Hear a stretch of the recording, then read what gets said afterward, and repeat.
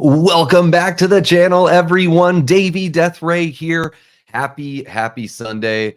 Big happy Father's Day to all the dads out there. Don't know if we have any out there in the chat or watching after the fact, but just wanted to say that it's it's an important job, huh? Gonna get to spend some time with my dad and my family later on today, and very much looking forward to it. So yeah, guys, thank you so much for showing up for another weekend roundup. This one's going to be a little different. We're going to fly through all the stuff we did on the channel this past week really quick.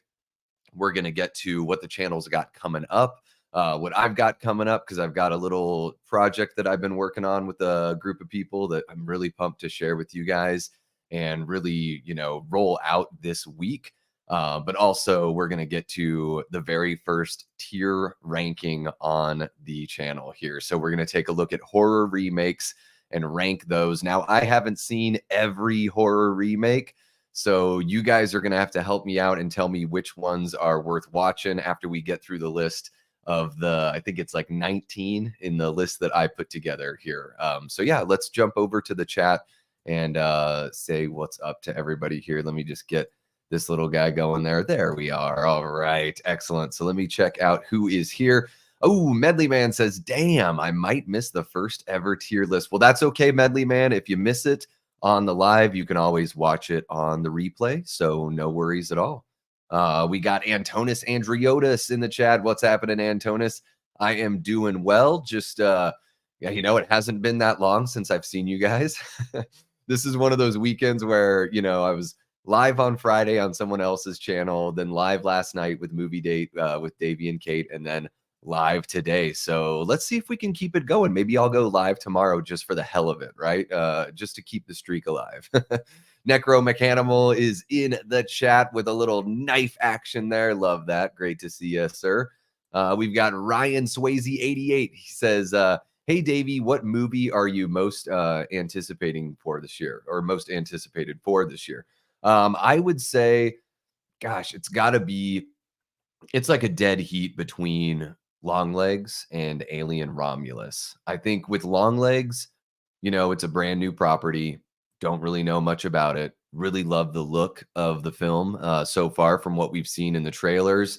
And I'm excited to see like how the narrative kind of spills out into the story, because they've been so guarded with what the actual movie is going to feel like. They give us like some vibes in the trailer, but nothing really in the way of, how the plot's going to unfold. So I'm really excited for Longlegs, but man, Alien Romulus looks so good. I really enjoy a lot of what the Alien franchise has to offer, especially the first two films. And I love Fede Alvarez's work. I mean, his 2013 Evil Dead is one of my favorite films, favorite horror films, easy. And I really enjoy Don't Breathe. So I'm excited to see what he brings to the Alien franchise. I think so far it looks really damn impressive what he's been doing. So very much looking forward to that. And, I think low-key Beetlejuice, really looking forward to that one. My wife is a huge fan of the original. I mean, I love the original as well, but it's one of her favorite movies. So, really looking forward to watching that kind of, almost like through her eyes. So really excited for that film as well. And we got Big Rod in the chat. What's happening, Big Rod? Great to see you. Eli Cortez, how you doing, Eli? Good morning or good afternoon, depending on where you are in the country. Necro Mechanimal says, I'm hoping the Toxic Avenger comes out this year. It's being held up so long, it has me worried. Otherwise, most anticipated for me is Terrifier 3, although I'm not a fan of holiday movies. Okay.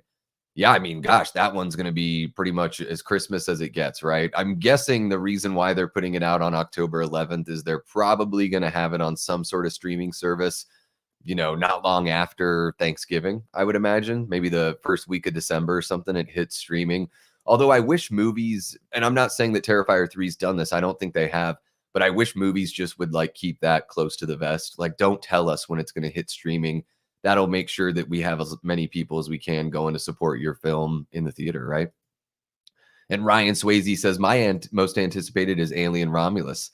Fede Alvarez is the man, Ryan. I'm right there with you. And I think, I've mentioned it a couple times here on the channel. I think, what he does, what he's shown he can do with properties that he didn't create. So what he did with the Evil Dead is amazing. And I know he produced the Texas Chainsaw Massacre film that came out on Netflix, which was okay, but again, he's not the man behind the camera. He's just doing the producing. And I think that movie was fine. I think if he had directed it, it would have been far better, but also it was a relatively low budget legacy sequel, direct to streaming. But yeah, Fede Alvarez is amazing. What's happening? We got Coy in the chat. Happy Sanjo says, "Hey everyone," and he puts his. It's funny over here on StreamYard, Coy. A lot of the emoticons, they just say it just says Pride Heart Rainbow Philly, Pride Heart Rainbow Philly. It doesn't have the actual emoticons popping up. But maybe that's what that is next. I see some peace sign kind of looking things. Who knows? StreamYard's funny like that. Necromechanimal has been avoiding everything for must be, I don't know if that's Terrifier 3 you're talking about, or if you're talking about Long Legs there, Necromechanimal. Let me know. We got Ryan Olashow in the chat. What's happening, Ryan? Great to see you. Gene Whitacombe. How are you doing, Gene? Great to see you as well. We've got Barry from Wolfman's Got Nards. What's happening, Barry? TCM 03 slays the remakes. Yeah, it's really damn good. No secret there. Everyone, it'll be great to see what when you guys chime in on the tier ranking. So we'll get to that as we go here. I just want to say what's up to everyone, and we'll kind of barrel through all the the stuff we covered this last week and all that stuff. Coy is pumped for the stream today. Hell yeah, Coy. Yeah, and I'm just sort of I've been up for a little bit. The cats wake us up pretty early. But I always wake up and put the finishing touches on what I'm going to put together for the stream. Making sure I reach out to my wife's father and stepfather. Just want to give them the happy Father's Day wishes, since I won't be able to see them today. And then all that other social media stuff you have to catch up on in the morning. Yeah. My chunky Jordy is in the chat. What's happening? How are you doing, Gina? I think it's Gina, right? Yeah. Yep. There we go. Ashton, great to see you, man. How are you doing? Is the microphone buzzing? There we go. I just picked up on that. Sorry, guys. Hopefully you didn't have to hear it too much there. Tyler Adams in the chat. What's happening, Tyler? Happy Father's Day to you, my guy. Hope it's a good one so far. And you're going to go see Inside Out 2 with your kids later. That's awesome, man. Should be a great time out there. Let's see here. Ryan asks, Davey, who is your favorite live action Batman? That's a good question. I grew up with Michael Keaton, so I would say that Michael Keaton is my go-to favorite Batman, but I really, nobody to me looks more like Batman in the suit than Ben Affleck. I think that he's got the most comic book real to life Batman look. So yeah, it's kind of a tie between those guys. I think that Ben, his movies, he didn't get the fairest of shakes with his movies, but I think he's really damn good at playing Bruce and playing Batman. Yeah. My Chunky Jordy says, not horror or this year, but I can't wait for Fast 11, as Fast X is now my favorite in the franchise. Jason Momoa is great in it. Man, I don't think I've seen anything after. Is Tokyo Drift the third one that's kind of unrelated? I think that was the last one I saw. I must have seen that back in 08 or something, not long after it came out. Pretty bad fun, fun in a bad way or bad in a fun way. I had a pretty good time watching that one, but kind of just fell off the series after that. I'm not the biggest action movie guy, but certainly I think that those types of movies can be really fun, popcorn flicks for sure. Tyler says, Beetlejuice, Deadpool, and Wolverine. Oh my gosh, I forgot about Deadpool and Wolverine. Yeah, that's got to be, right there is as far as most anticipated, right? I mean, to see those two characters together in the same film, I'd imagine they're going to be, in each other's presence for almost the entirety of the film. Really looking forward to seeing Hugh Jackman in the full suit, with the mask and everything. I hope the cowl has the whited out eyes and everything. I hope we get that look at least for a little bit. And yeah, really excited to see just how all the variants and all the different universes come together. I know they brought back the original the actor that played Pyro in X2, and I think he was in The Last Stand as well. So it's really going to be really cool to see just everything kind of blend in from that X-Men universe. Everything that they've teased and talked about, and Deadpool has looked straight at the camera and made jokes about in the previous two films, that they're finally going to, be able to kind of, bring into actuality with the third film. Really looking forward to that one, as is Ryan, of course. Yeah. And My Chunky Jordy says Deadpool and Wolverine looks great. Yeah, it looks so good. And I'm excited for a good old-fashioned R-rated comic book movie. Should be a damn good time. So yeah, guys, let's hop on over, get through everything here really quick, as far as like the quote unquote news goes. So yeah, guys, we did episode 5 of Late Night with the Davey. That was awesome. Christian Hanna from Planet CHH. That was really cool getting to chat with him. It was my first time actually speaking with Christian. We've DM'd and all that kind of stuff. Such a laid back dude. It was really cool chatting with him.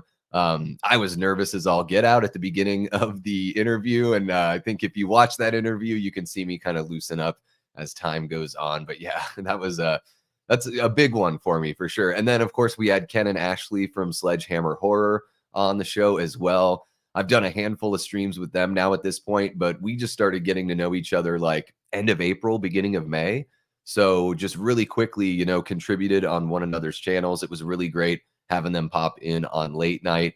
If you just want to catch Christian's interview, I do have it separated as its own thing on the main channel, so you don't have to go through the whole show. And I'll probably be dropping Ken and Ashley's here just right after the stream, so you can watch that a la carte if you'd like to as well. And then just the other night on Friday, Matt Facci and I watched The Prowler over there on Facci Cinema. That was a hell of a lot of fun. Had a great time. I really love that movie. I know it's a little slow. It's got some points in it to where, maybe they could have moved things along a little bit better. Maybe they could have, had, I think music could have been touched up a little bit. I think our, final guy that's along with our final girl could have been a little bit better of a police officer, could have had some more personality. But you can see that the workings are there for Joseph Zito for everything that he did later on in Friday the 13th, the final chapter. So you can see, more than just a competent director, a guy that really knows how to shoot the horror elements for sure. And I really like the handheld cam and all that stuff. The Prowler's really fun.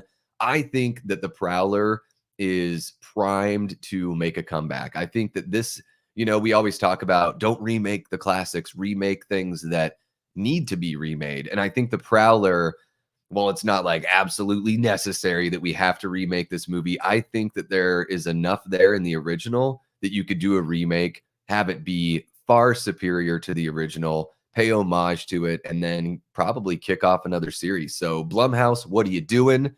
Grab the Prowler. You already grabbed My Bloody Valentine. You might as well snatch up the Prowler as well and bring that to the new generation. You could even update it because in the original Prowler, it was World War II. So you could do the Prowler nowadays and have it be, Iraq or Afghanistan or something like that. So you can tie it, you can modernize it, tie it to what's been going on in the world. And without like completely spoiling everything in the Prowler here for the folks that haven't seen it, I think having a shorter time gap in the Prowler, it's like a 35-year time jump, which is pretty huge. It kind of limits who the Prowler could be, unless the Prowler would totally be some off-the-wall red herring, Pamela Voorhees style. So I think they could redo the Prowler, modernize it, set it, have the war be a war that was, occurring, 15 to 20 years ago. And it kind of opens up the possibilities of the whodunit element of the film. So really enjoy that one. You can check the replay out over on Facci Cinema. That was a hell of a time. And then last night we had Movie Date with Davey and Kate made its return after about a month off or so, something like that. We had a couple really quick, like back-to-back episodes in May last month. And yeah, we hit up another comedy, took a break from horror this time around and checked out Friday. Kate and I just rewatched it the other night. We watch this movie at least once a year. Really enjoy Friday. Hilarious, poignant at times, great soundtrack, awesome performances from the main cast, and a whole collection of side characters that are really, really entertaining. And yeah, I think a movie that earns its serious moments with the comedy that's in there.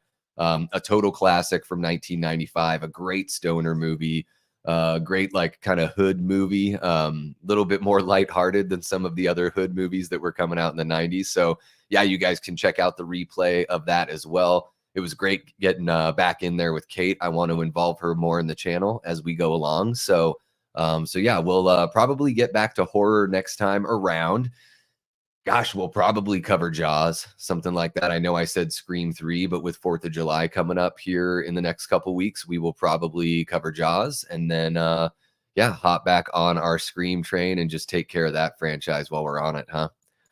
And then Intruder. Kate and I are going to be shooting our review for Intruder. I know I said this last week, but we're going to shoot our review for Intruder probably later this evening. If not this evening, then probably tomorrow night, and just get it out on the Patreon for a little bit for our great Patreon supporters, Andrew Stevens and Mud Nelson, Mr. Gavin. So yeah, going to be taking a look at that. We had a really fun time watching that movie. Excited to shoot the review and let you guys know our full thoughts. And yeah, before we get into like the newer stuff here, which we're already about to hit up, I want to jump back in the chat with you guys, make sure I'm not missing anything too big here. I left up my Chunky Jordy's chat that whole time. It's great. Coy is looking forward to Deadpool and Wolverine. Yeah, how could you not, right? I can't believe I missed it when you know, I was asked that question earlier there in the stream. Haven't been excited for a Marvel movie in a while. Yeah, I hear you on that one. And as does Tyler. Yeah. Vanderhoff is in the chat. Happy Father's Day. We all need to watch the original 1987, The Stepfather, today. You know, Dave, I've never seen that movie. I need to watch it. Absolutely. Haven't seen that. Haven't seen the remake. So that one's it will not be on the tier ranking later on. Guys, there's a lot of movies I haven't seen, so don't hate me too bad. But as we get to know each other even better, you're going to be like, how come this guy hasn't seen this before? Big Rod said that was cool. Music Talk hijacked. Oh, the Music Talk hijacked the show. Yeah, last night during the Friday thing. Yeah, absolutely. Oh, Medley Man made it. Welcome back. Welcome back. Tyler says The Stepfather is one of my first horror movies. He was 5 or 6. All right. Well, I got to check that out. Got to go check out The Prowler. Classic Savini effects, says Big Rod. Yeah, it's on Amazon Prime, and I heard it's also on YouTube as well. No worries, Medley Man. You know, I know we all got some people got to work on Sundays. Some people got to take care of chores around the house. No big deal. You can always catch us on the replay, especially if you want to catch that ranking coming on here in just a few. My Chunky Jordy says The Prowler is a good film. It's known as Rosemary's Killer here. Yeah, I know it's got a couple different names. I think there's other parts of the world where it's also called it's like the Pitchfork Massacre or something like that, just sort of leaning into the Texas Chainsaw thing, because I know the Prowler uses a pitchfork for some of the kills, not every kill. Usually I think it's more like that saber that he's got, that sword, that little sword. And we got Destiny Faulkner in the chat. What's happening, Destiny? Happy Sunday to you. Hope it's been a good weekend thus far. I saw you had popped in on Late Night with the Davey this last week. You know, your chat kind of flew by as we were chit-chatting here. I try to do as good a job as I can with catching up with the chat, but while the interview's going, sometimes I miss folks. But I hope you are doing well and everyone is saying hi. That is great. Ryan, I sure do appreciate that. Yeah, this is just the natural voice. I can definitely add some syrup to it if you want a little more radio voice. Oh yeah, Davey Deathray. Yeah, I like using my voice. We'll get into that a little bit later on here as we cover some things that are coming up for the channel. Let's see here. Medley Man says, I've still only seen the Prowler dead meat kill count.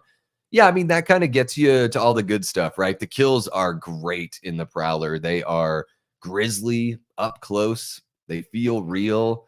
I think for me, they make up a lot of like the fact that there are definitely slow moments in the movie that could be going by a little bit quicker, but the kills really sell that film. And I love the way the Prowler looks as well. Yeah. Necromechanimal says, rumor spreading that Kate's sunburn was actually makeup left over from filming her cameo in Deadpool and Wolverine. That would be cool. Yeah, no, she's just burnt to shit.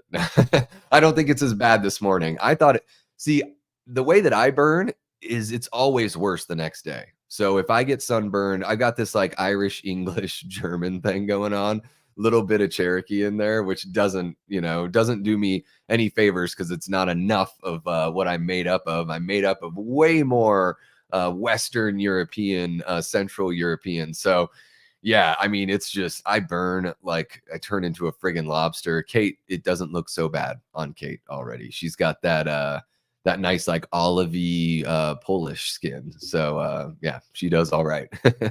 My Chunky Jordy says I've been watching Hammer horror since I was 3, but Halloween was my first slasher, age 4, with mom and dad, the TV version. Yeah, I grew up watching those TV versions of Halloween and Friday the 13th. So yeah, I definitely got like the sanitized experience when it came to all of that, which was, kind of nice, I think. Like my parents were pretty cool about me watching R-rated stuff when I was a kid. They were all right with it as long as like it wasn't a bunch of nudity. That was really like, I grew up in a Catholic home. My parents didn't want me, watching nudity in movies.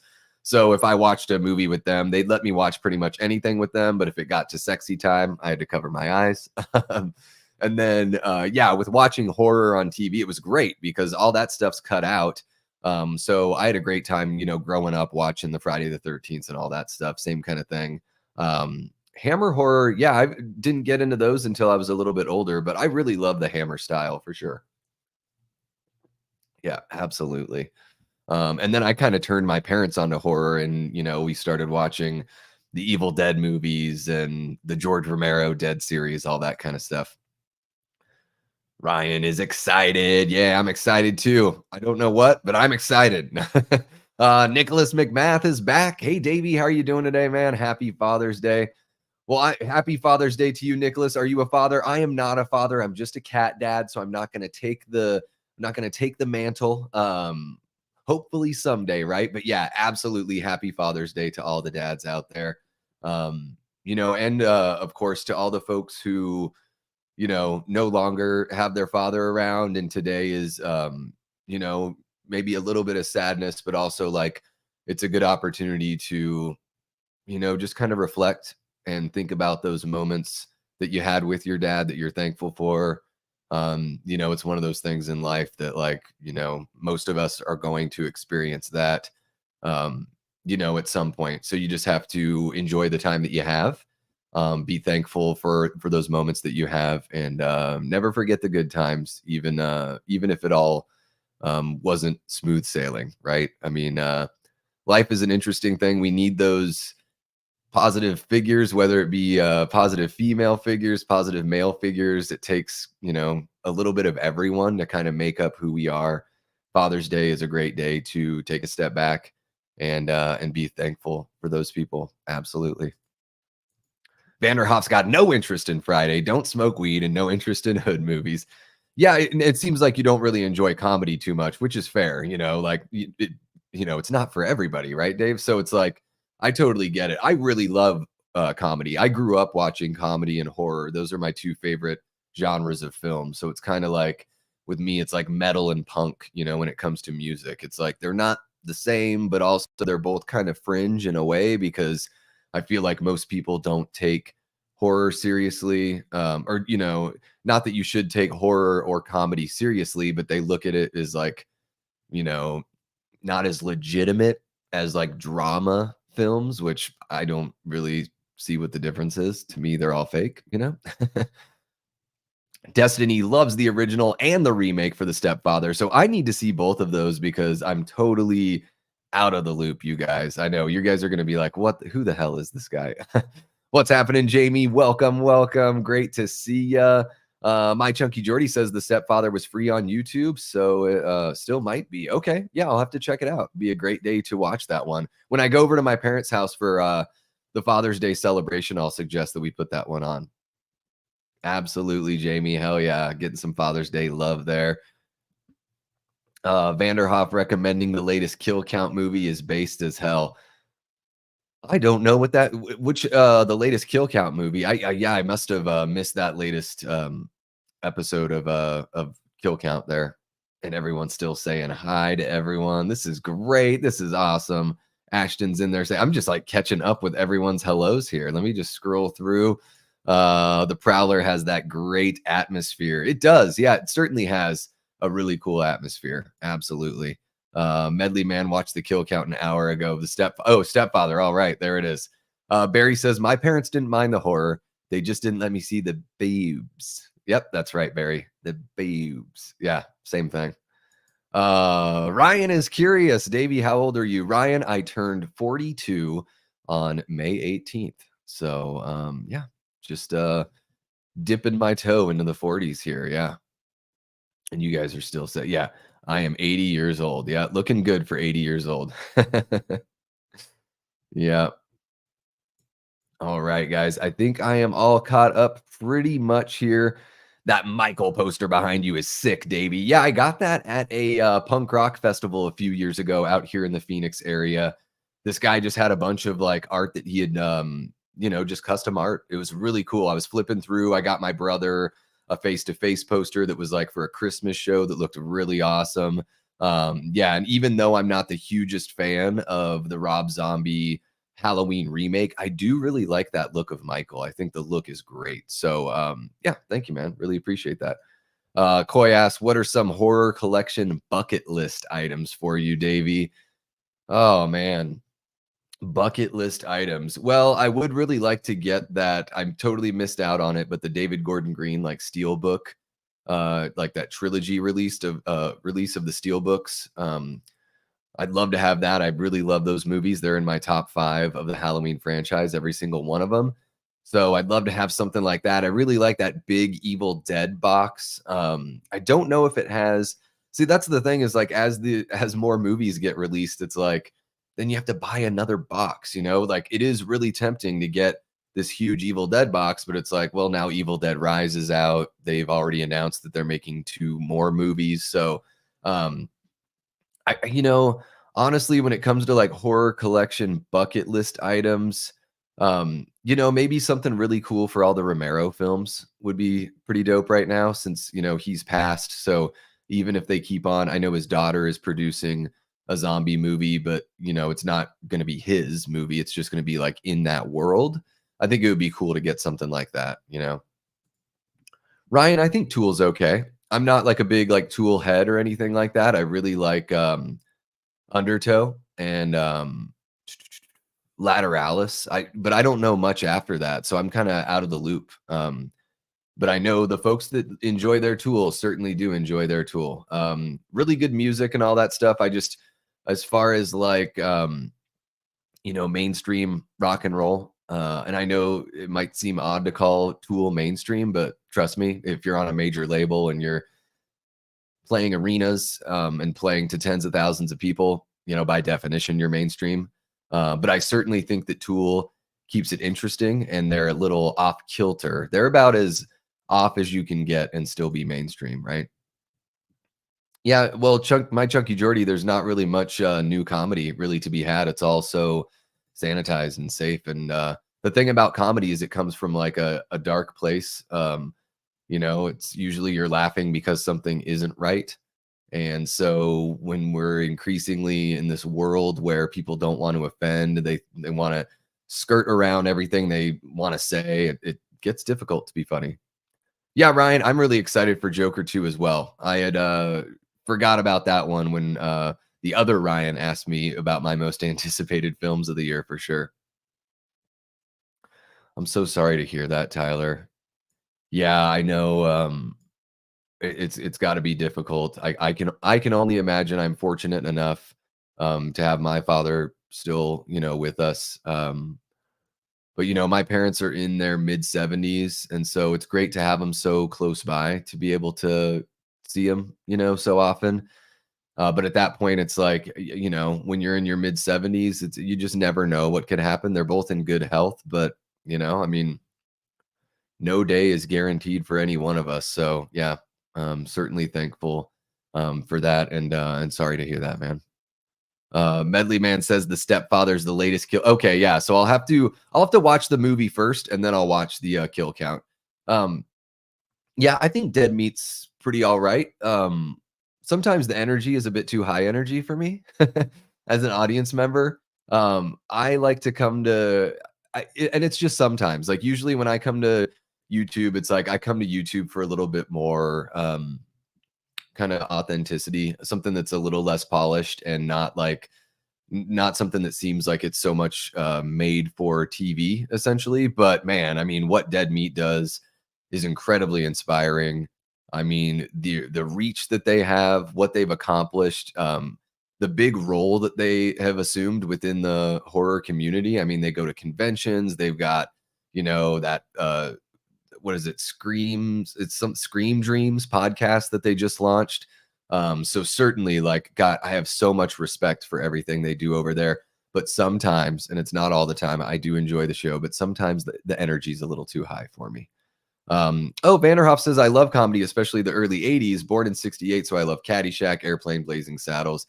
My new favorite comedy is The American Pie, Hot Tub Time Machine, Super Bad. Yeah, those are pretty fun. Yeah, for sure. And I grew up with all those, Caddyshack, Airplane, I grew up maybe more with Spaceballs than Blazing Saddles, but I do really enjoy Blazing Saddles for sure. I was saying hi to Wolfman. Ryan, I think Metallica is okay. Their first few albums I really enjoy. Like the more thrashy stuff I really like.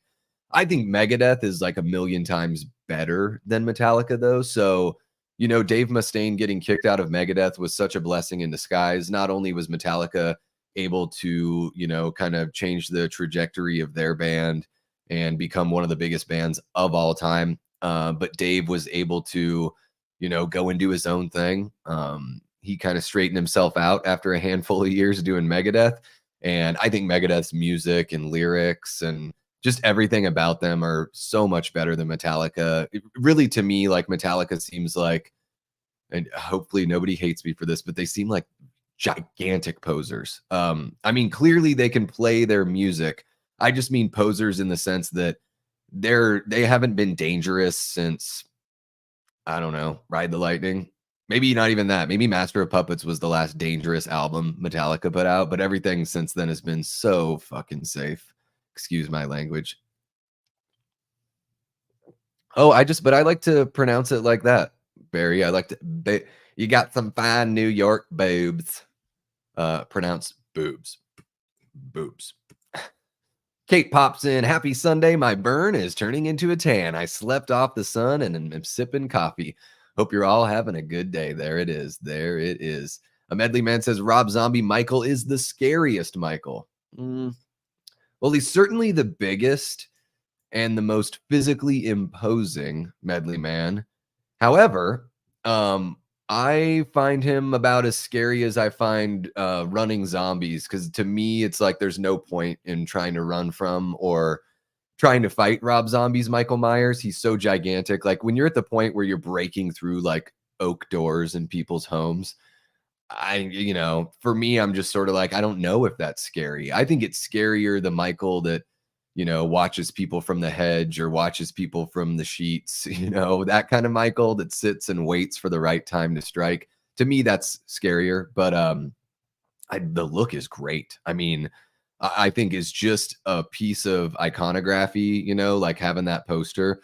I just think the look is so awesome, absolutely. T. Parker Evans in the chat. What's happening, T. Parker? He says, same here. My parents were fine with me watching Blood and Guts as a kid, but frisky scenes were a huge no. Yep.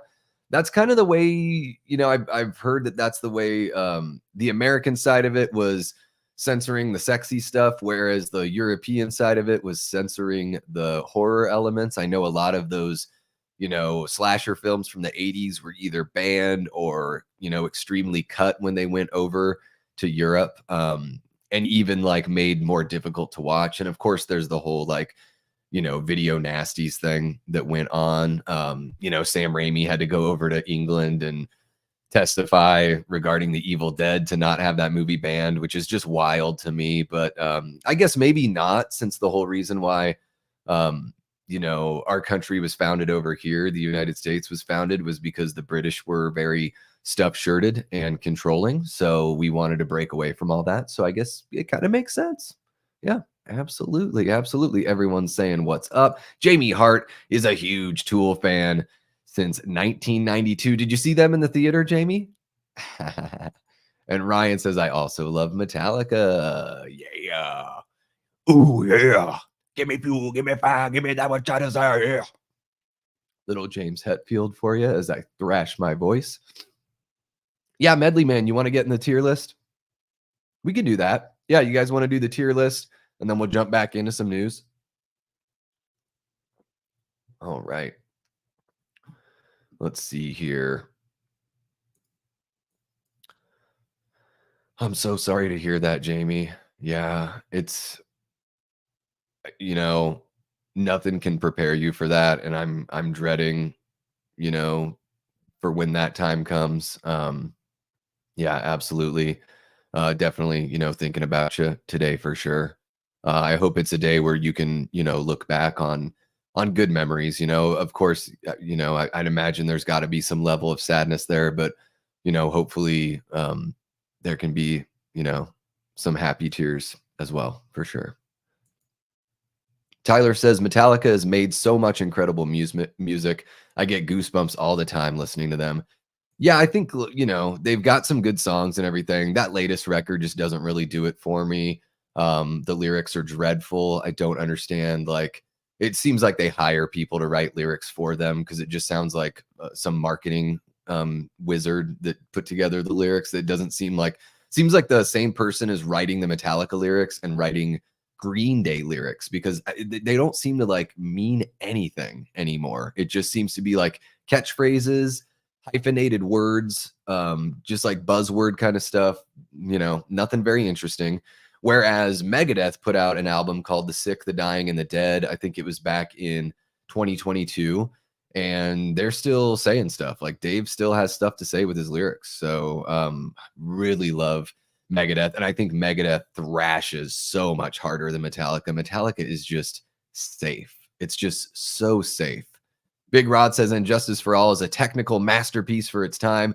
That it is, Big Rod, but I don't know why every song has to be 8 minutes.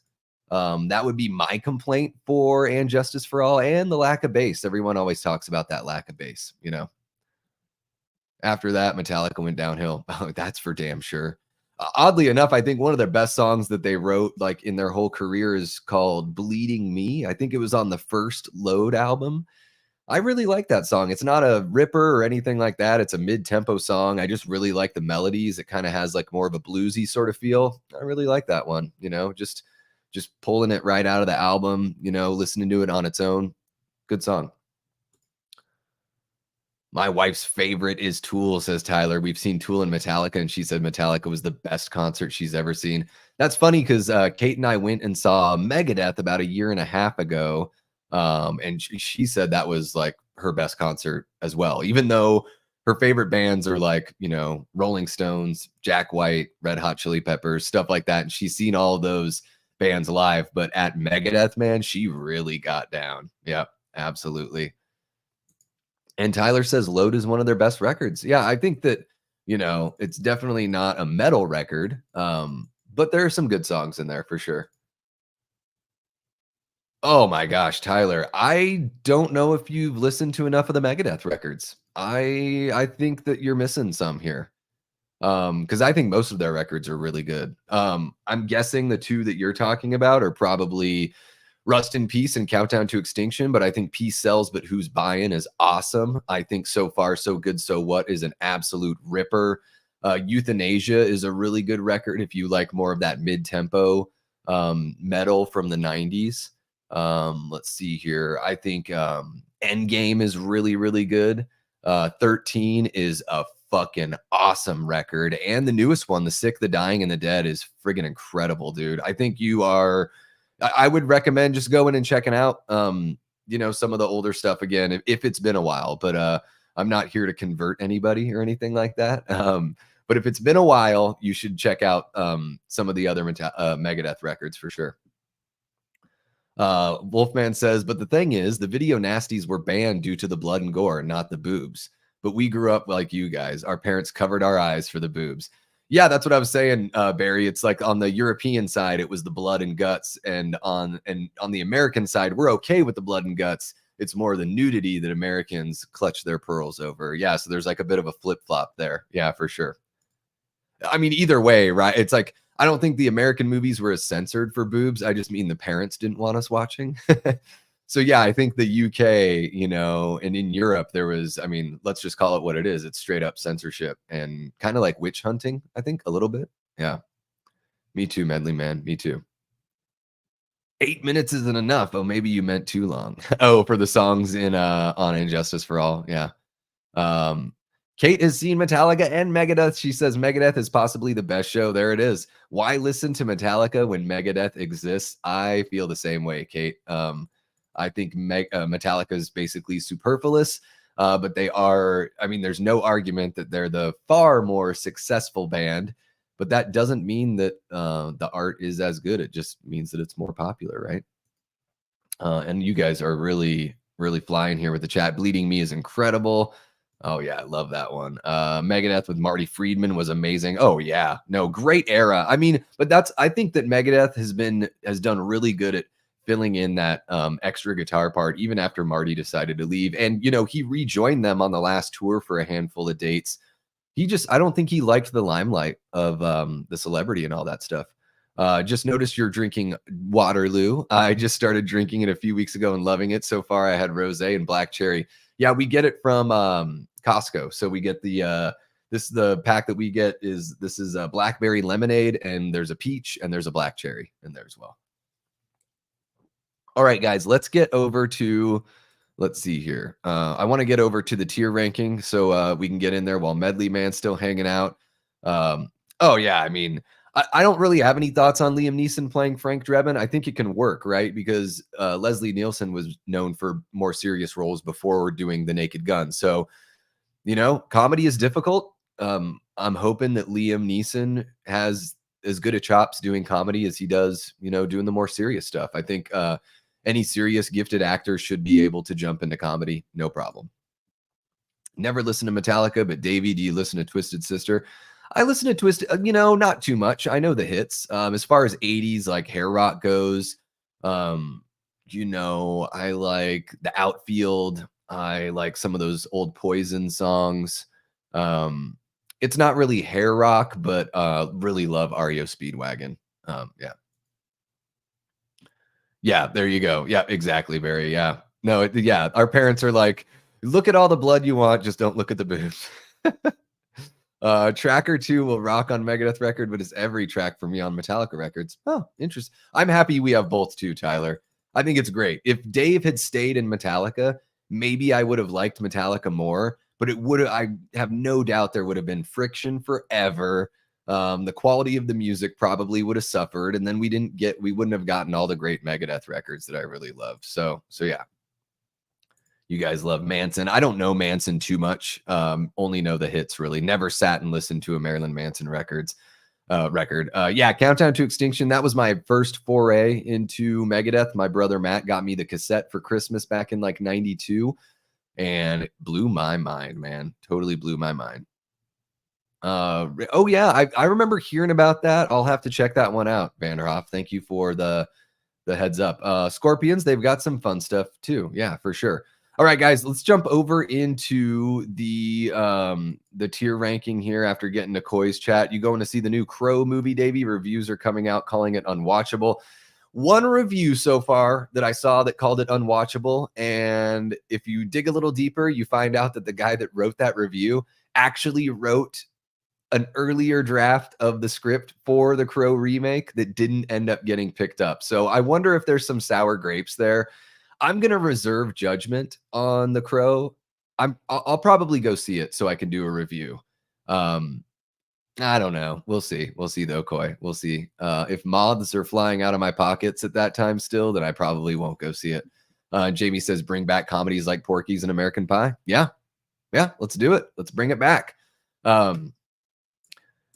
Yeah, it is pretty funny, Koi. Like, and it's funny because the review came out and everyone's like, oh, here we go. And then like 2 days later, I saw someone post and be like, hey, just so everyone knows, the person that wrote this review like was already in on this movie and didn't get their script used. So, take it with a grain of salt for sure. Yeah. Yeah, and I don't mind the electronic stuff or anything like that, Big Rod. Yeah, I think to me, and again, this is gonna sound like a jerky thing to say, like, it's pretty mainstream. Like, Marilyn Manson is, I don't listen to a lot of mainstream stuff. Like, yeah, REO Speedwagon, mainstream is all get out. There are those mainstream bands that I like. Um, but I don't know. I guess maybe with Marilyn Manson is it wasn't really my style when I was in high school when he was like coming up. So I just sort of missed that boat. But I got a lot of respect for everything he accomplished, as an artist, being, such a kind of fringe personality, to be able to package that in a way that's accessible and gets you on MTV and gets you on the radio and fills up the arenas. That's a difficult thing to do for sure. So I got to give it up to him for that. So yeah, guys, let's jump on over to the ranking here. Medley Man, are you still in the chat? Let me know. Can I get a sign of life from Medley Man? Let's see here. All right. Let me find the franchise. Where did I put this tier ranking little image? Let me bring this up, guys, because I don't think I have it listed up here. Do I? Do I? Oh, there it is. Okay, here we go. Boom it boom. There it is. All right. Boom. Tier maker horror remakes, everyone. All right. Let's jump into it. Medley Man is here. He's breathing. He thinks. Oh, this is great. Yeah. If you've never seen Porky's, Nicholas, you got to see Porky's. It's hilarious. All right, guys, let's jump on over to here. There we go. All right. Okay, so I put these, I think I put them in chronological order. Maybe I messed up. We'll see. But yeah, guys, these are the horror remakes I have watched. Let's take a look here. So first off, John Carpenter's The Thing from 1982. Where do you guys think that this one should go? Let me know in the chat below. Yeah, my Chunky Jordy is right. Especially Porky's would not be allowed today. Absolutely. Yep. Yep, absolutely, guys. You are absolutely right. Yeah. I mean, The Thing has got to be better than the original, right? So, boom, there it is. John Carpenter's The Thing, better than the original. What a top-notch movie. Arguably the greatest remake of all time. I mean, a pretty big upgrade because it's decades later from the original. And man, I know a lot of people. This could be your favorite John Carpenter movie, period, or your favorite horror movie of all time. I think it definitely can deserve both of those spots for sure. I think the interesting thing about The Thing that makes it really stand out for me, I mean, you have the amazing special effects by Rob Bottin and all that kind of stuff. Um, sort of working under and being assisted by Rick Baker, I believe. But I think what's really interesting here is it's one of the instances where John Carpenter didn't score the film. And I think that kind of helps separate it from some of his other movies. Now, Ennio Morricone's score, certainly has a little bit of that feel to where if you didn't know it was him, I think you could believe that it was John Carpenter that did score the film. But I think it gives just a little bit of a different flavor, enough of a different flavor that it really helps this movie stand out. The soundtrack helps bring that isolated kind of feel that you get in the movie. And I don't know if you guys knew this, let me know in the chat, but there are some unused pieces of music that Ennio Morricone wrote for The Thing that they ended up incorporating into The Hateful Eight. Because he did the soundtrack for The Hateful Eight. He did compose a bunch of original music for it, but they also brought in some tracks that were not used from The Thing. So I think that's kind of a cool, full circle moment, because I think The Hateful Eight has some similar vibes, the paranoia, the dead of winter, the isolation. To me, Hateful Eight kind of reminds me of The Thing meets The Evil Dead meets a Western, Absolutely. Medley Man says definitely the greatest remake of all time. Yeah, I think that's not an overstatement for sure. If you don't count Jurassic Park, this is the greatest horror movie of all time to me. Yeah, I don't think Jurassic Park's a horror movie. you know, the dinosaurs kill a couple people, but I don't think it's a horror movie. I think you can call Jaws a horror movie. I don't think you can call Jurassic Park a horror movie, even though they're very similar. I would say that Jurassic Park is kind of like the spiritual sequel to Jaws, especially both of them being directed by Spielberg. Yeah, yeah, Coy, I don't either. Yeah. The Thing was one that I hadn't seen in the theater, but 2 years ago I finally got to see it and it was fantastic on the big screen. Hell yeah. That's awesome. My Chunky Jordy says I can't watch The Thing because of the dog scene. Yeah, I mean it's tough. Man, that it is amazing acting by the dogs in that scene when they're in the pen together. That's pretty intense stuff for sure. Um, yeah, I think Jaws is definitely more horror heavy than Jurassic Park for sure. Um, I don't, yeah, Coy, I'm kind of with you there. It's like I don't strictly call Jaws a horror movie, but if someone's gonna call it a horror, I'm not gonna fight over it, you know. So, because it definitely has those elements. It is a monster movie, Jamie. I get you on that for sure. Light horror, yeah. Aliens for sure, yeah. Well, an alien, yeah, of course. All right, so jumping back on over here, guys. I think The Blob, I'm going to put it up here, better than the original. I mean, The Blob is so much fun. I know you can't really see that it says The Blob there, but everyone's got to be able to recognize that that image right there of the guy, you know, trying to push through the blob itself. Um, Man, some really like unexpected kills here, especially in the first act of the film.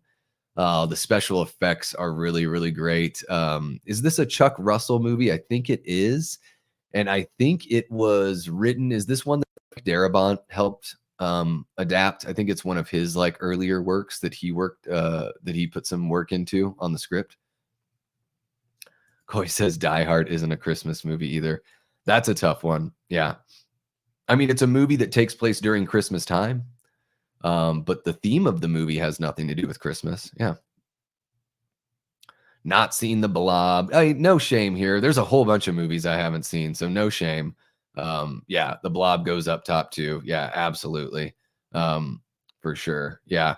And I'm gonna just go ahead and say that The Fly goes up there as well. The 80s were just an amazing time for these horror remakes, you know.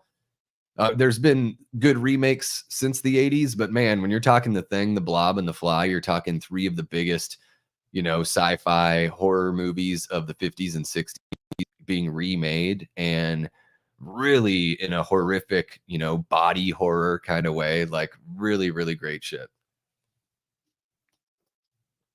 All right. And moving along to Night of the Living Dead. This is one where I'm like, I don't know. I'm torn between two of the tiers. So let me know, where would you guys put the Night of the Living Dead remake from 1990? Where would you put that one?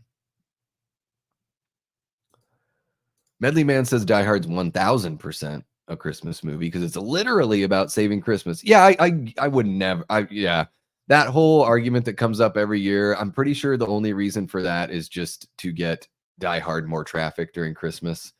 Because I think it's just, you know, at this point, it's like, do we really need to talk about this? However, I will say this: if we're gonna call Die Hard a Christmas movie, then Lethal Weapon's also a Christmas movie. You can't say one is and the other isn't. They're both Christmas movies if one is, because pretty much Lethal Weapon has just as much to do with Christmas as Die Hard for sure. Yeah. All right, Night of the Living Dead is orange tier. Okay. Gene's only seen the OG Blob. Gene, you should check out the remake. It's really, really good. My Chunky Jordy says top for Night of the Living Dead. Jamie says loving tribute. Okay, yeah. I'm leaning towards it's between loving tribute and close but no cigar, which I feel bad. I gotta put it in loving tribute. Are you guys good with that? Night of the Living Dead being put in loving tribute. Let's go ahead and throw it in there. Kate and I recently watched this one about a month ago, maybe a month and a half ago. It looks like a TV movie. I think that maybe that's just part of it's to do with the budget. Maybe the other part is, you know, Tom Savini isn't a seasoned director. I don't know if it's his first, I think it might be his first directing job that he ever took on. I do appreciate that George, you know, worked on the script a little bit, all that kind of fun stuff, kind of punched it up. And I just think that some of the performances are clearly better than the original, I think there's something to the look of the movie that odd, like it's almost like it's too well lit. It reminds me of those like Stephen King adaptations and like TV movies where it just doesn't quite look cinematic enough for my taste, unfortunately. And I do kind of wish that the zombies were a little more aggressive. I don't need running zombies, but a little bit more of a threat there. However, I will say that Tony Todd completely carries this movie. His performance is amazing. Like I love Dwayne Jones in the original. I'm not saying that Tony Todd's is better than Dwayne Jones, but I think that Tony Todd is the difference between putting this in a loving tribute rather than close but no cigar. Because if Tony's not in there or his performance isn't solid, then it's close but no cigar for me. All right. We got Carbonite Dreams in the chat. What's happening, Carbonite? Welcome, welcome.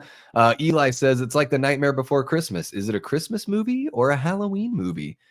Yeah, it's I guess for fans of the movie, it's both, right? You watch it around Halloween and then you turn around a month and a half later and watch it again. The Fly remake is a great one. Absolutely, Gene. Yep, it is awesome. And my Chunky Jordy is also recommending that you check out the Blob remake. Yeah.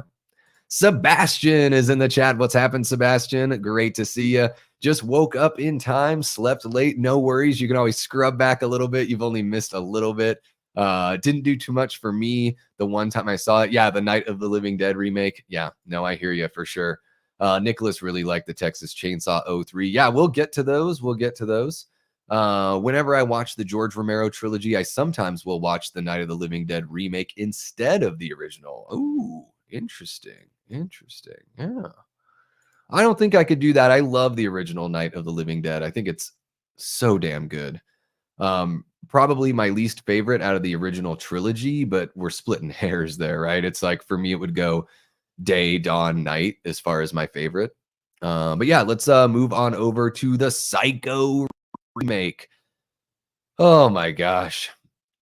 Where do I put this? You know what? What do you guys think? Where do you guys think I should put it? I already know where I want to put it. But tell me where we should put the Psycho remake, the Gus Van Sant Psycho remake starring Vince Vaughn, which a lot of people say it's a straight shot for shot remake. That's not true. That's one of the misconceptions about this movie. That's the thing that everyone brings up. It's like when people call Evil Dead 2013 a remake. It's not. It's not a remake. And Psycho, the remake from 98, is not a shot for shot. There are certain scenes that do go shot for shot. And there's a lot of emulation of camera movements and the setups and all that. But there are plenty of moments in this movie that don't match shot for shot. I think it's one of those things where like maybe 90% of it is kind of shot for shot or 80% of it's shot for shot. And so people just sort of blanket statement the whole thing. Yeah. Let's see here. Medley Man says Psycho is not even that bad of a remake. They just have worse acting. And yeah, the scene where he's spanking it. It's weird. NBC needs a sequel, and you don't need to do Thanksgiving. Nightmare Before Christmas. Oh, gotcha. Yeah, just make a proper. Man, is that going to happen? It's been a long time, huh? Need to watch the remake of Night of the Living Dead. Yeah, Carbonite. I would say if you're a fan of the Romero zombie movies, it's worth it. I would say if you're not really a fan or you're not. Oh, there goes my computer doing that weird thing, that weird little blip. But we are back, right? We're back. There we go. Well, we're almost back. There we are. I have no idea why my computer does this, you guys. I restart before every stream to try to prevent it. So thanks for hanging out. Yeah, you should check it out, Carbonite. It's good stuff. Not great. Not as good as the original in my estimation, but yeah. T. Parker's seen all the Psycho films except for the remake. Yeah, I'm gonna. Gene says I did not see it, but at the bottom, that's funny. Never seen it, but apparently it's rubbish. Yeah. I'm gonna kind of be a jerk here. I'm gonna put "Were you even trying?" Because I think it's sort of the way I feel about the A Nightmare on Elm Street remake, which we will get to here. Oh, it looks like I forgot to bring in that file. Yeah, I need to grab that file really quick for the Nightmare on Elm Street. It's sort of like you want to do a remake, but you also want to do your own thing, which to me is sort of like, what's the point? Why not just do your own thing from the get-go? I just feel like that's the way to go there. So yeah, I'm gonna put Were You Even Trying for the Psycho remake, because I think they could have just done something more unique, right? And I think Vince Vaughn is a really bad casting job.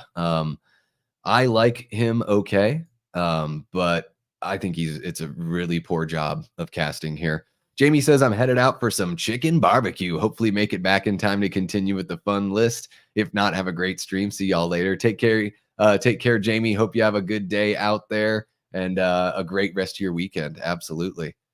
And then moving on over into The Haunting remake with Liam Neeson, bringing him back up. I'm gonna go Were You Even Trying here. I really didn't like this movie when I saw it in the theater. I was in high school, so it was that point I was just going to see everything in the theater. Owen Wilson, this is one of the first times I ever saw him in a movie. He has a really like out of nowhere death scene that I just thought was ridiculous. I felt like The Haunting and kind of like a TV movie. Like, when are we gonna get to the actual scary stuff? It seemed like they just hardly anything there. And then to kind of follow up on that, the House on Haunted Hill remake, I'm actually going to put this as a loving tribute. I know it's been a while since I've seen this one, so maybe it is not as good. Maybe it belongs a little bit more in Close But No Cigar, but I'm going to put it as a loving tribute because I have watched the original. I've watched the remake. I think it does a good job of approximating the story from the original. I think Jeffrey Rush here playing the Vincent Price character, he looks exactly like Vincent Price. Really pulls me into the whole thing. I like this whole cast of like ragtag group of characters that are always kind of talking shit to each other. They're also pairing up a little bit. I thought one of my favorite things about Abigail that came out earlier this year is it kind of reminded me of House on Haunted Hill. And in that, each character is kind of unique. They stand out. They have that, good chemistry with one another. And then also like the twitchy, like Jeffrey Combs, like, ghosts in this movie. At the time when I saw this in the theater, having just The Haunting, they came out right around the same time. I thought House on Haunted Hill was way creepier, way more atmospheric, and just a lot more fun than The Haunting. So maybe I'm jacking it up too much, putting it as a loving tribute, but I think comparing it with the original, it certainly is that for sure. Medley Man says Close But No Cigar. For Haunting or for House on Haunted Hill? House on Haunted remake. Yeah, House on Haunted Hill remake is fun. Yeah. I'm a huge Tales from the Crypt fan. Gil Adler produced this one. Yeah, it kind of has that vibe too. A little bit of Tales from the Crypt vibe for sure. Nicholas says the House on Haunted Hill remake was one of the first horror movies I ever seen, so I do have nostalgia for it. Yeah, it came out when I was in high school. I've got a little bit of that nostalgia myself. Did not see the remake of this movie, but I have seen the OG. It's a good update of the original, Gene. I think the original is great. And I think the remake was a lot of fun for what it is. I think that coming out at that time, it could have been a lot worse. It could have been like The Haunting, which I was just like, what is this nothing going on nonsense?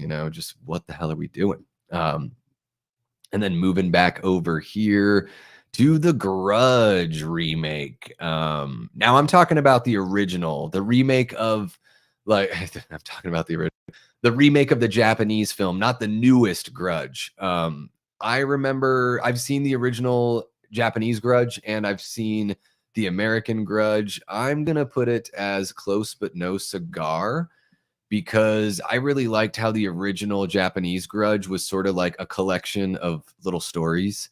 And then when we brought it over and Americanized it, they put it as more of like a through line with Sarah Michelle Gellar's character. Um, I liked the kind of anthology feel of the Japanese one better. I get why they didn't remake it exactly like that, but I thought this one was a little bit of a lesser remake as far as remaking all those J horror movies that we did in the early 2000s. Don't think there's anything controversial about that, about saying that. Close but no cigar for Psycho. It's still Psycho. Yeah. Yeah, I know. I'm a bit of a jerk on that one. Were you even trying? Just because if you're gonna do 80% shot for shot, are you really trying? This I've seen the one with Sarah Michelle Gellar. It used to traumatize me. Yeah, the J horror stuff is really really creepy, and I do love Sarah Michelle Gellar, absolutely. But for this one is close but no cigar for me. Yeah, unfortunately. And then I'm noticing another one that for some reason didn't get brought over. Let me see if I can find this poster for The Ring, because as we're talking about, oh, for whatever reason, I don't have that one. That's embarrassing, folks. Or is it somewhere in here and I'm missing it? Nope, it's just not in there. Well, hey, how about that? Let's play a little improvise here and grab the Ring poster and sneak it on in. Why not? And this would be The Ring, with Naomi Watts. So let's grab that. I'm going to save that there. There we go. All right. And let's go ahead and import it in here. Don't you guys love this? Just me kind of talking through the whole thing. Isn't this what you show up for? Is you show up to see me talk and download pictures? All right, there we go. So yeah, let's bring The Ring on. I'm going to say a loving tribute. I think The Ring American remake is really damn good. I don't think it's quite as creepy as the Japanese original. So I'm not going to say that it's better than the original. I think if anything, it's neck and neck. So if you're neck and neck, I'm going to call it a loving tribute. Because I do think the Japanese version is totally worth watching. I think maybe the American one gets a little creepier with the video, like the girl brushing her hair and like looking back at the camera, that kind of stuff. Really unsettling. I think the American version does a little bit of a better job. All the scenes with Brian Cox and everything, like going out to the cliffs on the bluffs and everything, I think is a little better, a little more well fleshed out. But I'm still going to call it a loving tribute. I'm not going to put it above the remake because I think they're so close, neck and neck. And Medley Man says, put The Grudge in orange. They did a wonderful job. You want me to, should I do that? Let me know in the chat. Should I move The Grudge to close but no cigar? Should I move it up to a loving tribute?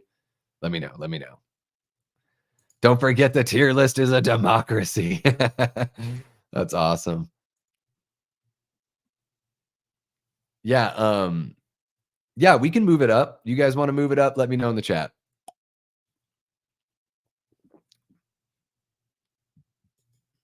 All right. Agree, Tyler. The Ring is dope, and I haven't seen the Japanese original either. It's totally worth watching, guys. You should check it out. Ring is better than Ringu, but I saw The Ring first. Yeah, I think I saw The Ring first as well. Tough for me to say that. It's really tough for me to put it above the original, though. Yeah, I just watched the kill count. Grudge up. All right. All right. Yeah, we can move The Grudge up. How about it, guys? Let's move The Grudge up to a loving tribute. There it is. Boom. Carbonite Dreams. Grudge up. Let's grudge it up, guys. And Texas Chainsaw Massacre 03. Man, is this better than the original? Ooh. This is probably the toughest one for me on this list. Because I think TCM 03 is really, really damn good, really strong. Bringing back the original cinematographer to be behind the camera here again was a great move. I mean, the movie looks beautiful. I think I prefer the original Texas Chainsaw Massacre because it feels so real, feels so gritty and dirty. And even though our characters are like sweaty and got dirt on them, they're also like really pretty in the '03 remake. So I'm inclined to put TCM '03 as a loving tribute, but I can certainly see that folks would want it as better than the original. I mean, essentially, when I say a loving tribute, I'm like, you're either just as good as the original or like right just a hair below being as good as the original. Carbonite Dream says TCM remake is a loving tribute at least. Big Rod says a loving tribute for '03. All right. My Chunky Jordy says top. Medley Man says best Texas Chainsaw movie. Oh, woo. There we go. Easily the best. All right. To me, I think TCM '03 is better than the original. I have more fun with the remake. All right. You guys are definitely, you guys are the coin flip here. Prefer the remake for My Chunky Jordy. Okay. Enough said. Oh, well, I don't know about this. Medley Man. I don't know about that. I don't know what it is. Like, I do like some horror comedies. Like, I love Evil Dead 2. I love Dead Alive is one of my favorite zombie movies. But Texas Chainsaw 2, like, it was kind of lost on me. I didn't hate it or anything like that. And I'm very appreciative that Tobe Hooper came back to do the sequel and he didn't just rehash the same vibe from the original film. So I got to give kudos to that. And I certainly understand it's a very beloved film within the franchise, but maybe I just need to watch it again because I just thought like Texas Chainsaw 2 was like okay, but just so far away from the original that it just didn't really do it for me. TCM remake had better characters, but the OG felt more realistic and disturbing. I agree about I would say that the remake fleshes out the characters better, and that is not an intended pun. Carbonite says, I think '03 is better. All right. All right. TCM is a loving tribute, but prefer the original. I'm right there with you, T. Parker, but it seems like the way I'm reading the tea leaves here is the folks in the chat are pushing the coin towards better than the original. It's a democracy. We demand it at the top. Well, so here's the thing about that, Medley Man. If I'm absolutely sure that a movie like fits into a certain tier, I'm just going to put it there. But if I'm like a little wish-washy, a little bit between a couple, I do want that democratic input from you guys for sure. TCM2 did a goofy direction, take a goofy direction, but I enjoyed it. Yeah. Gene says, I'm not sure if I've seen the remake of Texas Chainsaw. It's good.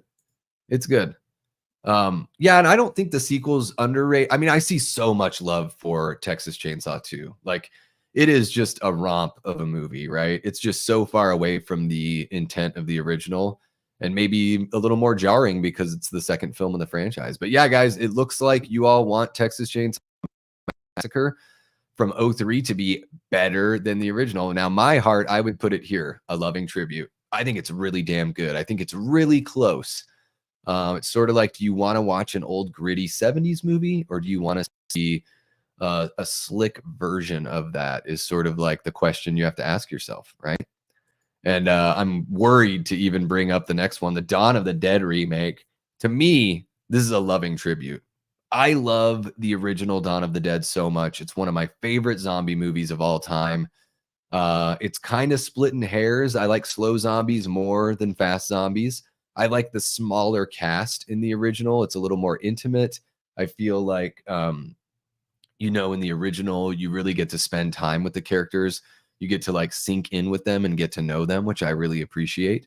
But what do you guys think? I'm torn. I feel like a lot of you are going to say better than the original. I feel like that's the way that the tide has been turning with Dawn of the Dead. So, you want me to do a poll? All right. Yeah, I should do a poll. How about it? Let's check this out. I think I have to go over to YouTube to do a poll. There we go. All right. Let's check this bizzle out. There we are. All right. Now, how do I do a poll? There we go. All right. Let's see here. Better than the original. A loving tribute. All right, guys.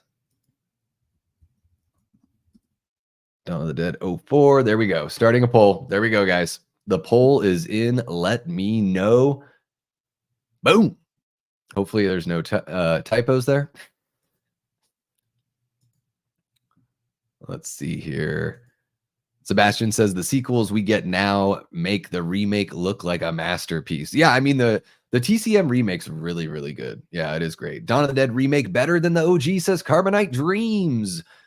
Tyler says, wow, it's a loving tribute. I just can't love it more than the original Dawn. I'm right there with you, Tyler. But I feel like most people are going to vote for the remake being better.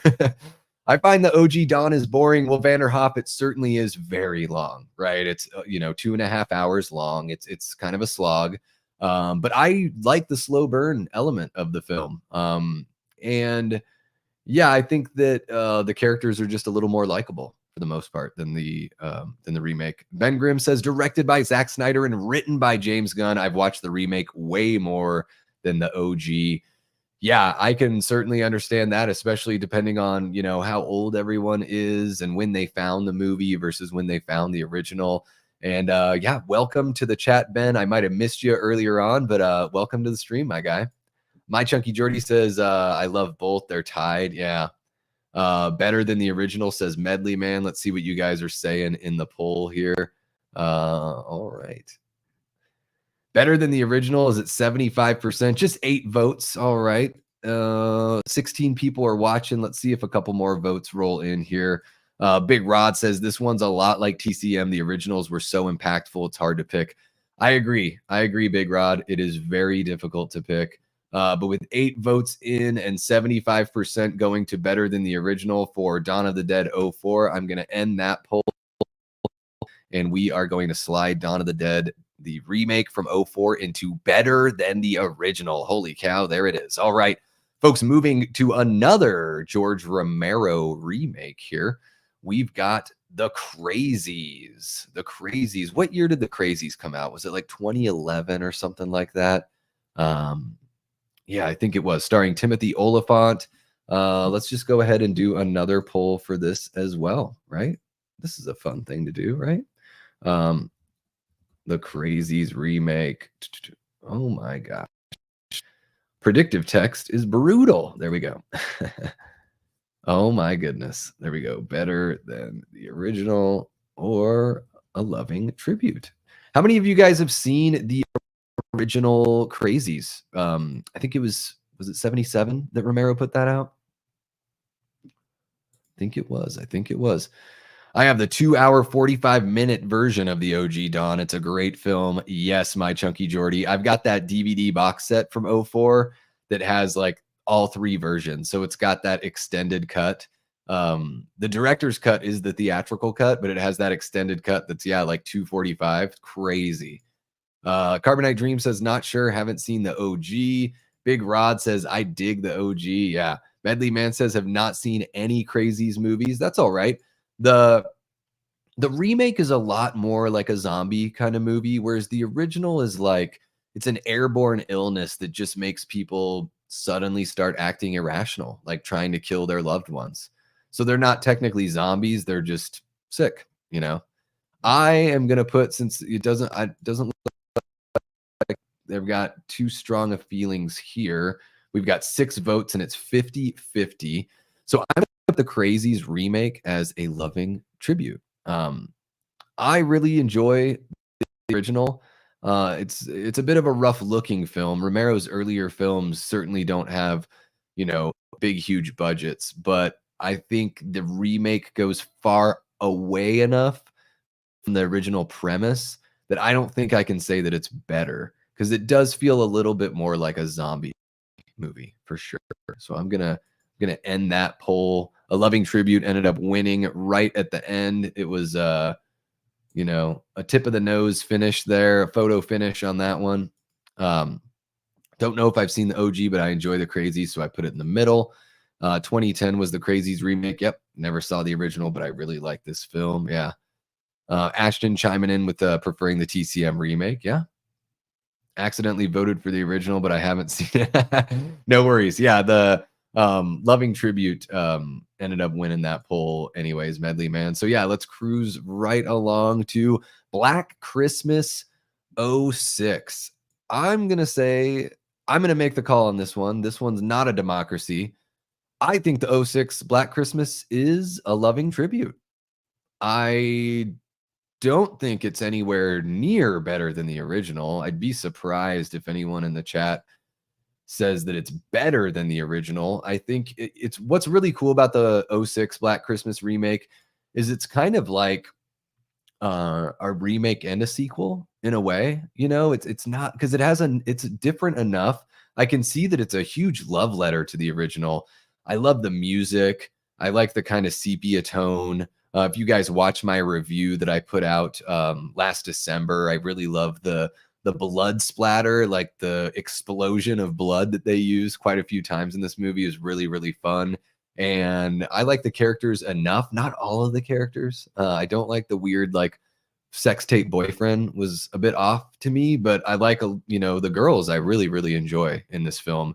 And the first time I watched it, I was like, I don't know if this is really for me. Then I rewatched it again for the reviewing purposes. And I was like, man, I actually really like this after watching it a second time. So I'm putting it in a loving tribute because I just don't see it being better than the original. Yeah. T. Parker says, hot take, but Black Christmas '06 is the worst. But I thought the original was meh at best, and we don't talk about 2019. Yeah, I think when the '06 version came out, it was torn apart pretty hard. I just watched it for the first time last December. So I was so far away from like all the hate on it. And I was pleasantly surprised, especially on the second viewing. I enjoyed it a lot more. Now, Black Christmas 2019. Oh, shit. Gene Whitcomb says, I have not seen any Black Christmas remake, just the OG. Yeah, you don't need to see the remakes, Gene. The OG is the best one for sure. I would say if you're looking for something a little more grimy and a little more bloody, then the '06 version works. You know, the soundtrack's great. Michelle Trachtenberg's awesome. Katie Cassidy's really good. I'm forgetting the actress's name right now, but one of the actresses from the original is playing like the house mother in this movie. So it was really cool to see her come back. And they expand the lore, and I don't think they expand the lore. Some of the decisions they make I don't really appreciate, but I know those came from the producer, the writer and director. The stuff that he contributed as far as bringing Agnes into the mix, I thought was really cool. But the skin cookies and the incest and stuff, those weren't his ideas. Those were pushed on him by the Weinsteins. I think it was the Weinsteins that did that. So no surprise there, right? Nicholas says, I agree. Black Christmas '06 is one of my favorite horror movies. That's awesome to hear. Haven't seen 2019. Holy shit. My Chunky Jordy, watch it. Like, it's so bad. It's entertaining. Like, it's so bad. I'll watch it. Probably this Christmas, I'll do a watch along and just rip it to shreds. I would love to do like a Mystery Science Theater, watch along of that movie, just tearing it apart. Do you guys want to just go ahead and take care of that one right now? Black Christmas 2019. This is the worst. This is the worst. I'm just going and making that call. Were you even trying? It doesn't even fit that at all. Black Christmas 2019 is Black Christmas in name only. I'm not the first person to say that. It should have been called something completely different. The only thing it has in common with the original and with that title, Black Christmas, is that it has sorority girls in it and it takes place during Christmas. That's it. Those are the only things. We don't even get creepy phone calls or anything like that. The word like woke gets thrown around a lot, even when it doesn't always apply. But good God, this movie is the epitome, the worst of the worst when it comes to calling a movie woke. It is so on the nose that it makes Disney movies look like they're beating around the bush. Like, I'll just flat out say that how on the nose Black Christmas 2019 is. It would offend the most lefty of leftists out there because it does a disservice to everything that it's trying to say. I think I'll get off my soapbox there about Black Christmas 2019. Yeah. Black sludge that makes men toxic. Yeah. And is the black sludge supposed to be like, imagery for just like testosterone, that's like what's wrong with the world, is that testosterone is toxic? It's bizarre. It is completely bizarre. They don't even try to explain it in a creative way. And like the girl, the sorority girl that's like the turncoat that's been collecting all the items of all the other girls to give to the cult.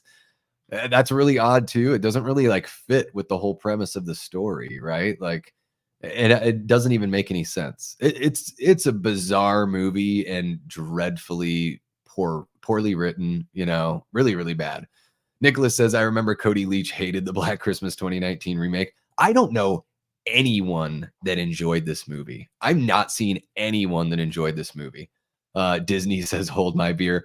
But, you know, honestly, like, gosh, I got to say, it makes it's like the Captain Marvel and all that, like, really terrible shit Disney's done. Like, the Black Christmas 2019 quote unquote remake makes those movies look like kids' stuff. Carbonite says it makes Disney movies look like Tropic Thunder. Oh, that's great. That's good shit right there. I like that. I like that. It's so fucking weird. Absolutely medley, man. Yeah, it's bizarre. Moving on to the Halloween remake from '07. Oh my gosh. Here's where the controversy stirs. Um, oh, here we go. I'll start a poll for this one because I want to put it in close but no cigar. That's where I'm inclined to put it. But let's start a poll here. Halloween '07. There it is. Do you guys want it as a loving tribute or close but no cigar? Because there's no way in hell this one's better than the original, at least in my opinion. So I'm not even going to throw it out there. Because Medley Man, as I told you, it's kind of a democracy, but also it's my show, right? This is the Davey Death Ray channel. I want you guys to be involved for sure, absolutely. Didn't Blumhouse hire her as the Black Christmas director right after Jason Blum got accused of not hiring one? I think there was something in that regard. Yeah. And still, I've heard other people say this. I know Dave McCrae has said it. You could have just called the movie Slay Girls. Because I think that was like one of the taglines they used. They could have just not called it Black Christmas. Like you could actually have remade Black Christmas and made it chilling. And you could have hired a woman to direct it, but you could have given them the direction of, you know, as a producer, you have to say, this is going to be a Black Christmas remake. This is not going to be whatever the hell movie you want it to be, you know? And you're right. Yeah, Coy says it. That says it all. T. Parker says, as a huge Halloween fan, the Rob Zombie remake is close but no cigar. It's entertaining. Well, yeah, there's no way it's better than the original. Yeah, for sure. I know some people do prefer it, though. Some people do prefer it. That's wild to me. But all right, we've got 7 votes, and it's close but no cigar. We are ending it there. We are going close but no cigar for Halloween '07. And then that moves us to our next of the big 3. Friday the 13th from '09. Where do you guys put Friday the 13th '09? To me, I think I think this is better than the original. I think when I did my ranking, maybe the original was ranked 1 higher. So let's do, I think A Loving Tribute is fitting for this one too. I don't think that's too wild. I think if I were to like pick between the two, only if I really wanted that old school like summer vibe would I, you know, say that the original is, or put the original on before putting on the remake, because I really enjoy the remake. I mean, it's kind of a remake of the first 4 films. It's got a lot to offer. So let's see. Friday the 13th, '09. There we go. And are we going to say it's better than the original, or are we going to say it's a loving tribute? Let's see. Let's see what you guys say.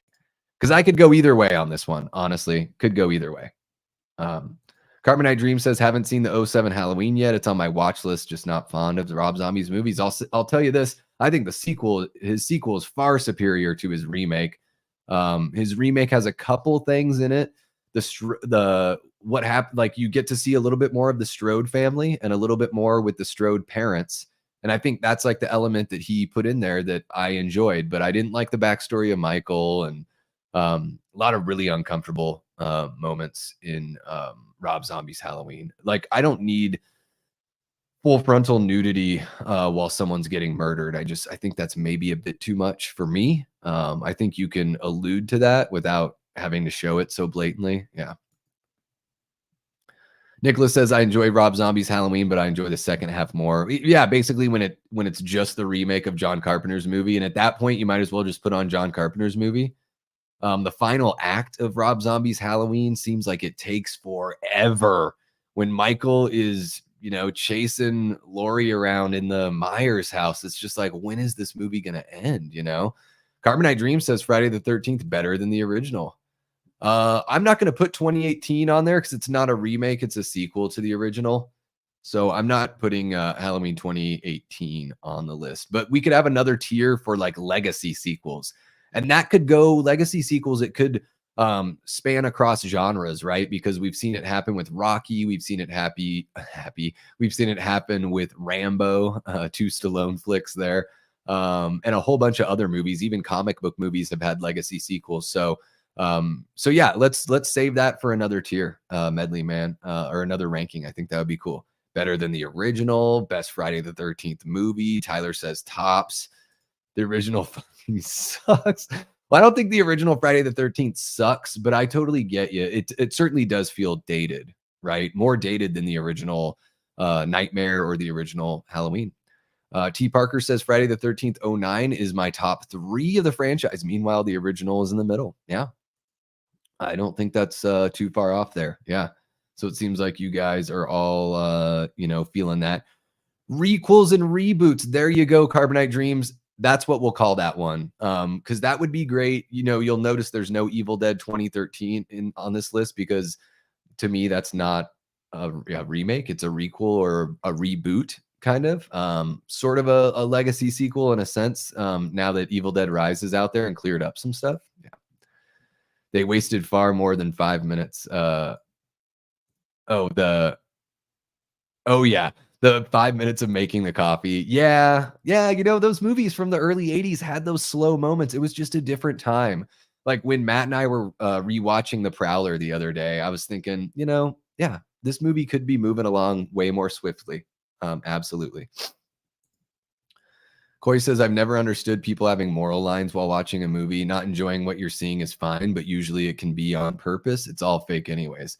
Yeah, and for me, it's not a moral line. It's not like, oh, now this movie's crap because it had this. It's just sort of like, that just doesn't really fit my sensibilities. So, like you're saying here, I just don't really enjoy it. I don't. And I think with Rob Zombie, there's just so much ugliness in his movies, and it doesn't always work for me. But having said that, I really love Rob Zombie's Halloween 2. So what the hell do I know, right? Don't like the Friday remake at all.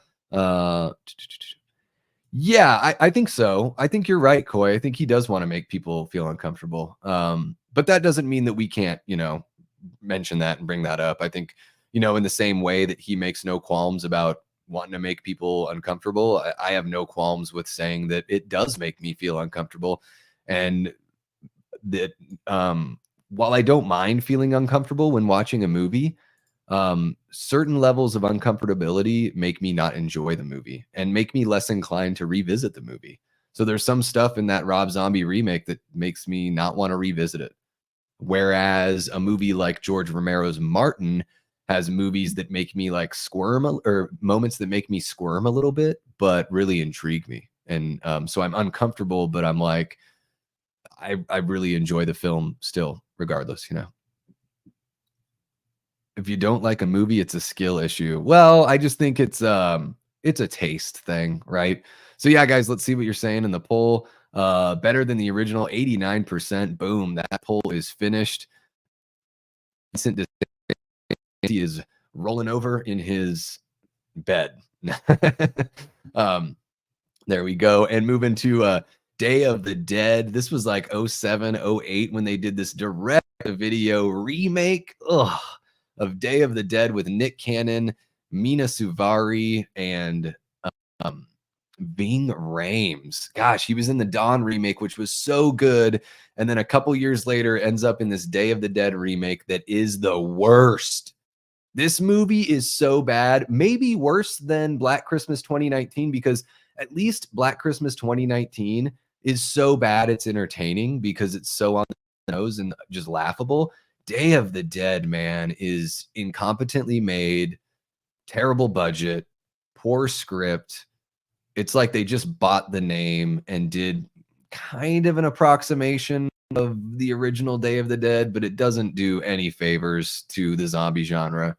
And yeah, that I think I remember from Day of the Dead remake, there are zombies that are literally like crawling on the walls and on the ceilings. So now the zombies either have like, dead flesh is strong enough to like stick their fingers into the ceiling, or they're spider. So I don't think that this one really is up for debate in the chat. I would be surprised if you guys have even like seen the Day of the Dead remake. Have any of you guys seen the Day of the Dead remake? And then I think they even made a sequel to the remake. Oh my gosh. Or they did like Day of the Dead Bloodlines. I don't know if that's just another remake that's totally unrelated to this one. But good God, this movie, I watched it right when it came out. I like downloaded a copy back in 07 or 08, whenever that was. I couldn't forget it quick enough. This movie was just one of the worst movies I've ever seen. Yeah, Carbonite Dreams, like, I didn't even know there was a Day of the Dead remake. Yeah, it is one of the worst movies I've ever seen.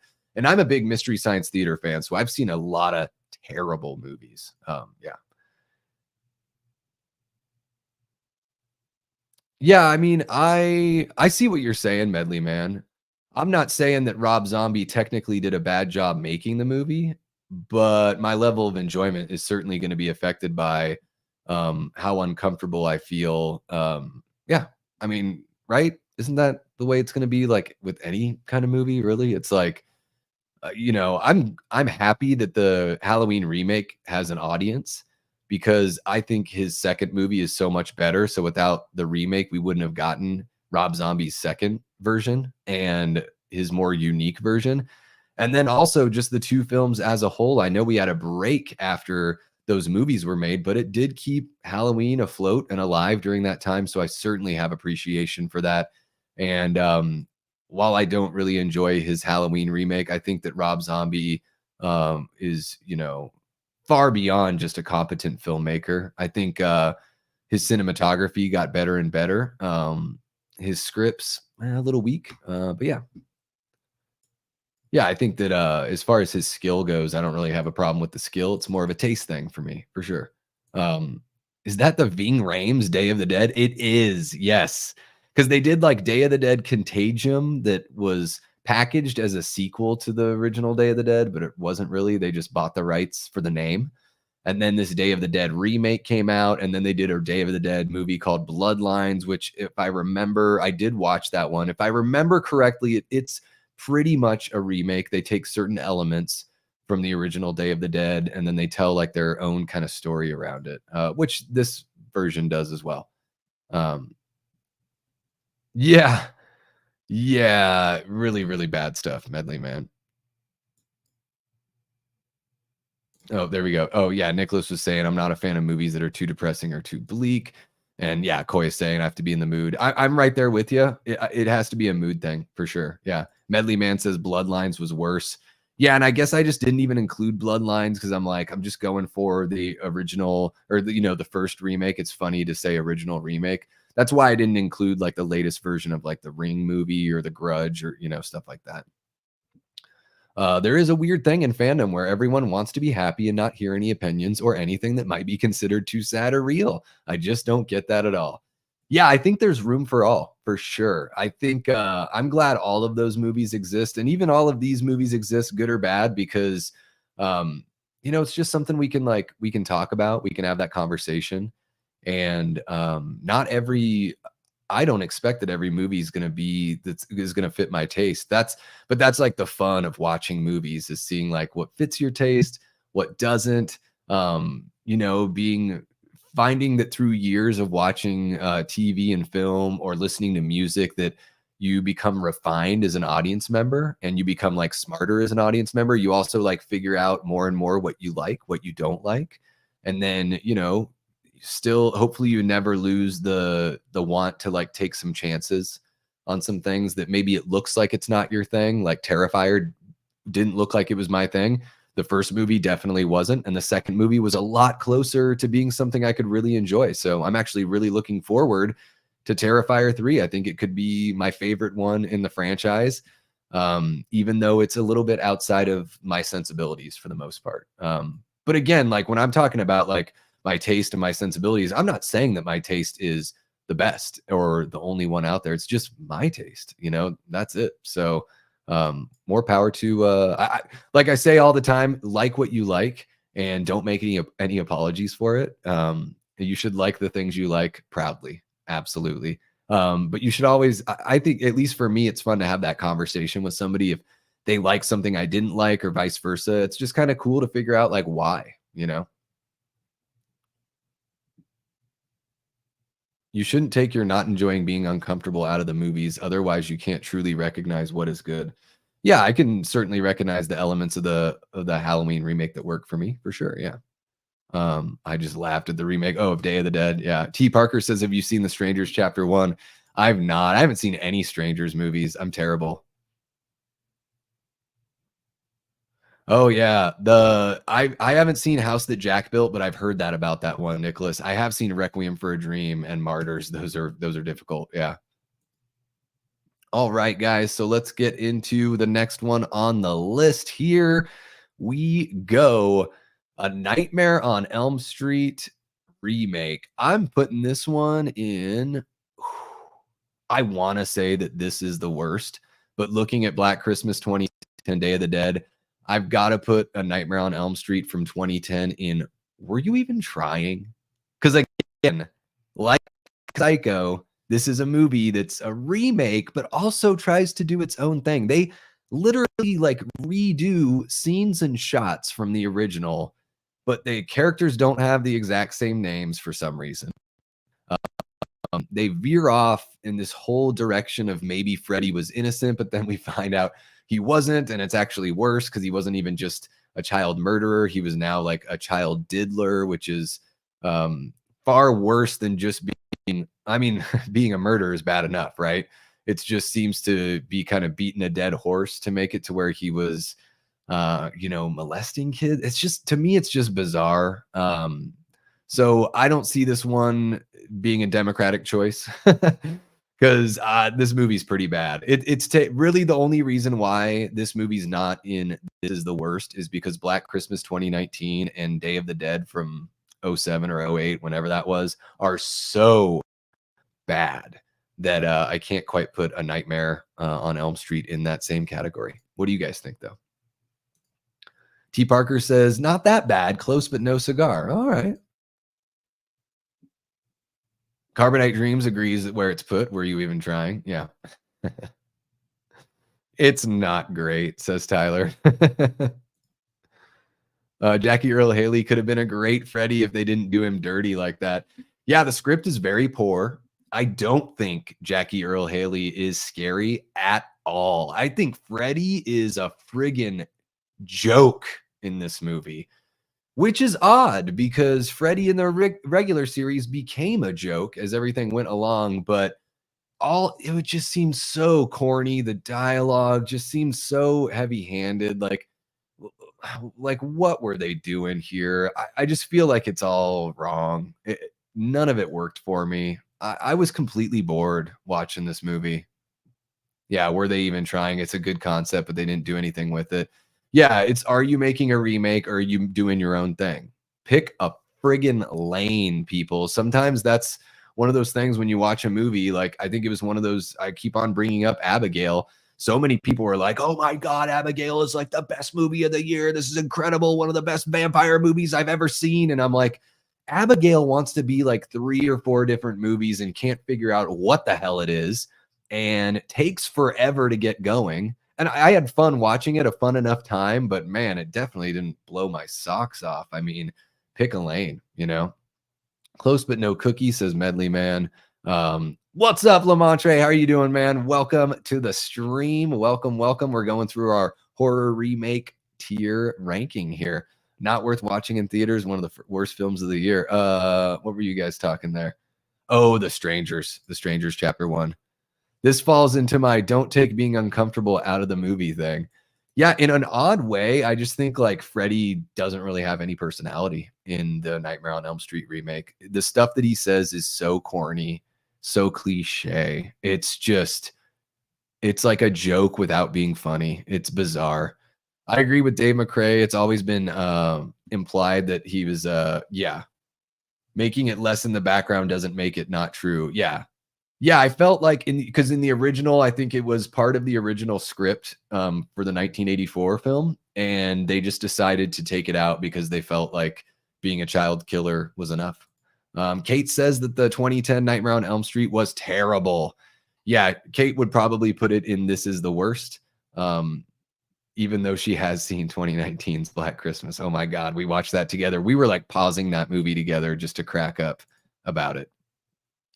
He's awful, not throwing him a bone. Sorry. Yeah, I think Jackie Earle Haley is a great actor. Dreadful job here. And probably because of the dialogue, I would say. And I don't like the look. I don't like the realistic look. I don't know what you do when you remake Freddy because it's tough to like try to do the same makeup and call it a remake, but maybe they should have because it just seemed, even though it's more realistic, it just seemed like there wasn't much he could do with that makeup on. And bad dialogue, stupid effect on the voice. Yeah. I don't think a Nightmare on Elm Street remake is not that bad, but I'm not a fan of the changes they made. Yeah, I didn't like it at all. I thought it would have been better if he were innocent. The fact that they tease that, and then in the last like 20 minutes of the movie, you're like, nope, not only is he not innocent, but we found these books of his that like have these pictures that the filmmakers can't even show the audience because it's so disturbing. Yeah, I'm right there with you, Coy. Right there with you. Radio silence for some reason, films for some reason have audiences act like their films change cinema. Yeah, T. Parker, I think radio silence is just like okay. Like their movies make a decent amount of money, but people really, especially the Scream crowd. Holy crap. The Twitter Scream folks are just nutso. I didn't get the hype for Scream 6 or Abigail. Yeah, and I don't think Scream 5 was very good. I think Scream 5 and 6 are the worst two in the franchise. They're not like bad films. They're not incompetently made, but I didn't enjoy them. He's a dream demon. It doesn't need to look like a real burn victim. Absolutely. He could look like whatever.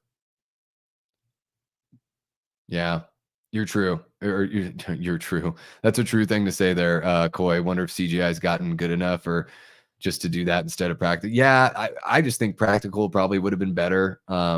Or you just have him look different in every scene, right? I kind of like that idea of like Freddy taking on a new form because it's all about like the interpretation of like what your brain creates.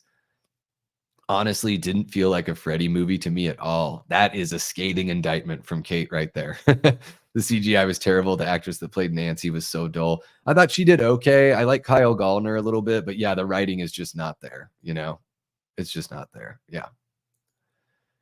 Yeah, my Chunky Jordy. Yeah. The new Scream movies, I think they're just like almost trying too hard that they come off pretty cheesy. All right, guys, we just have a few more left. We've got Bloody Valentine 3D from 2009. All right, where are we going to put this one? I'm going to give you guys another poll here. So let's get the poll going. My Bloody Valentine 3D. Boom. And I'm going to put it between A Loving Tribute and Close But No Cigar. Let me know what you guys think. For me, this is a Close But No Cigar because it feels like a TV movie. It's got lower quality acting from people like Jensen Ackles, who I just don't think he's very good. And maybe he's good on Supernatural. I don't know. I haven't watched that show. But I don't think he's good here. I think a lot of the acting's pretty subpar here. And the effects don't really stand up for me too much. And yeah, it just kind of looks like a WB TV film. So I'm more in the Close But No Cigar. I don't hate it. Definitely not going to rewatch it every year like I will with the original. But let me know in the poll what you guys think. You love the My Bloody Valentine remake, My Chunky Jordy, or you love doing the tier ranking? Let me know. I'm excited that we're doing something new here. And I know that maybe the stream goes on a little bit longer because I do have some things I want to cover here once we're done with the tier ranking, but I wanted to get through this with you guys and yeah, have you all voice your opinions. Oh my gosh, we are tied. Dead heat, 50-50 after 4 votes. Get your votes in, folks. We're going to keep the voting open for another 30 seconds. All right, just 4 votes. And we have 14 people watching, so hop on in and vote. Hopefully you've seen this movie and seen the original. Yeah, I thought Scream 6 was on its way to being better than Scream 5, and then the killer reveal happened, and it just fell off the cliff for me at that point. Oh, wow. Prefers the remake over the original. Interesting. Yeah. I guess for me, I like the comedy aspect of the original. The cast feels like a little more cohesive. Um, yeah, the remake it's okay for me. My Bloody Valentine and the stream. Hell yeah. Not seen him. Tyler has not seen either one of them. What's happening, Brother Fluff? Welcome to the stream, my guy. We are doing a horror remake tier ranking here. So you can get in on the My Bloody Valentine 3D action. After 8 votes, Close But No Cigar wins with 62%. So we are ending it there, and we are putting the My Bloody Valentine remake at Close But No Cigar. All right, now we got a really fun one, Maniac. This movie, talk about making you feel uncomfortable, but one that I really enjoyed. This movie is bloody as all get out. Oh man, Elijah Wood is just super creepy. I think this one captures the vibe of the original, modernizes it. And man, this one is, yeah, I think I would put this one as a loving tribute because it's so close. But what do you guys think? Is this is the Maniac remake with Elijah Wood better than the original? Is it a loving tribute, or are you one of those folks that's like, close, but no cigar? T. Parker says Kyle Gallner did help make the remake more watchable, and Chris should have been the lead instead of Nancy. Yeah, they should have just switched some things around a little bit more. I think would have been better. And yeah, the script is just really poor. I just, you could have the best actors in the world. What are you going to do with a bad script? T. Parker also says, I only saw My Bloody Valentine remake, but it was close, but no cigar. All right. Not seen either Maniac that I can remember. Yeah, they're pretty rough. They're pretty rough. Medley Man says, I gotta go. Now put Child's Play and Loving Tribute. I didn't enjoy Child's Play that much. To me, it's gonna be close but no cigar at best, Medley Man. Hate to disappoint you. But real quick, what do you guys think of let's see here. Never seen either of the Maniac movies. All right. Nobody really has that much to say about Maniac. So I am gonna say let's put in a loving tribute. There we go. And Child's Play. What was this? 2019 when Child's Play came out? Where do you guys want to see the Child's Play remake? Man, the opening to this movie is really bad. The first time I tried to watch this movie, I turned it off because the opening was so insultingly bad. Terrible, terrible way to, somehow try to explain that this is an evil doll now. What the hell? What were you even trying for the opening? That's for sure. But what do you guys think? Is this a loving tribute or is it close but no cigar? The Child's Play remake, let me know. Coy says trash, burn it with fire. He couldn't get over Chucky in the remake. So it sounds like this one needs to have a poll. And Medley Man is upset. He's upset in the chat. All right. Child's Play. Was it 2019? Let's see here. A loving tribute or close but no cigar. Can I add an option? How about this? I'll even put, are you even trying for folks like Coy? There we go. Let me know. This is the last one for the ranking, and then I have some really, really exciting stuff to show you guys. This isn't just going to fizzle out to the end of the stream. I have some fun stuff that I want to show y'all. Really excited to share some here, a little bit of kind of personal life and a little bit of professional life news. So really pumped. Necromic Animal. I don't even rank it. Just leave it down there below the list. Ooh, shit. I don't remember the Child's Play remake, says Nicholas McMath. Yeah. Medley Man says loving tribute. Yeah, Burn It with Fire. What a missed opportunity. I think so. I've been rewatching the Child's Play movies for my ranking. And man, the original really stands up. I thought that I would like Child's Play 2 more than the original, or even like Bride of Chucky more than the original, but man, something about that like gritty kind of cop drama sort of feel with the original Child's Play. And also, we were talking about this last night with Friday, the runtime. The runtime of the original Child's Play almost like plays like a two-parter TV movie, but it has the quality of like a film. So it's this really cool. I don't know. For me, it was just such a breeze. By the time they're in the apartment, like having the final battle with Chucky and he's all burned to a crisp, I just think like I love the Toy Factory ending of Child's Play 2, but man, that first film, there's something about that ending. I love it so much. And Coy really likes 3. Yeah, I think I liked 3. I think I like the first 3 like in order. And Bride of Chucky, I was thinking that maybe I would like Bride of Chucky more than part 2 or part 3, but I don't know. Bride of Chucky, Ronnie Yu's films just feel sort of like they're there and they've got style as far as the visuals go, but just not much else. More about the visuals and the soundtrack than anything else. I respectfully hate you, Happy. That's hilarious. Love seeing it. It's funny how Megan is getting a lot of love, but it's literally Child's Play, but with a better doll design. Yeah, the whole like I'm protecting my person kind of thing. Yeah, so let's see what the polls at here.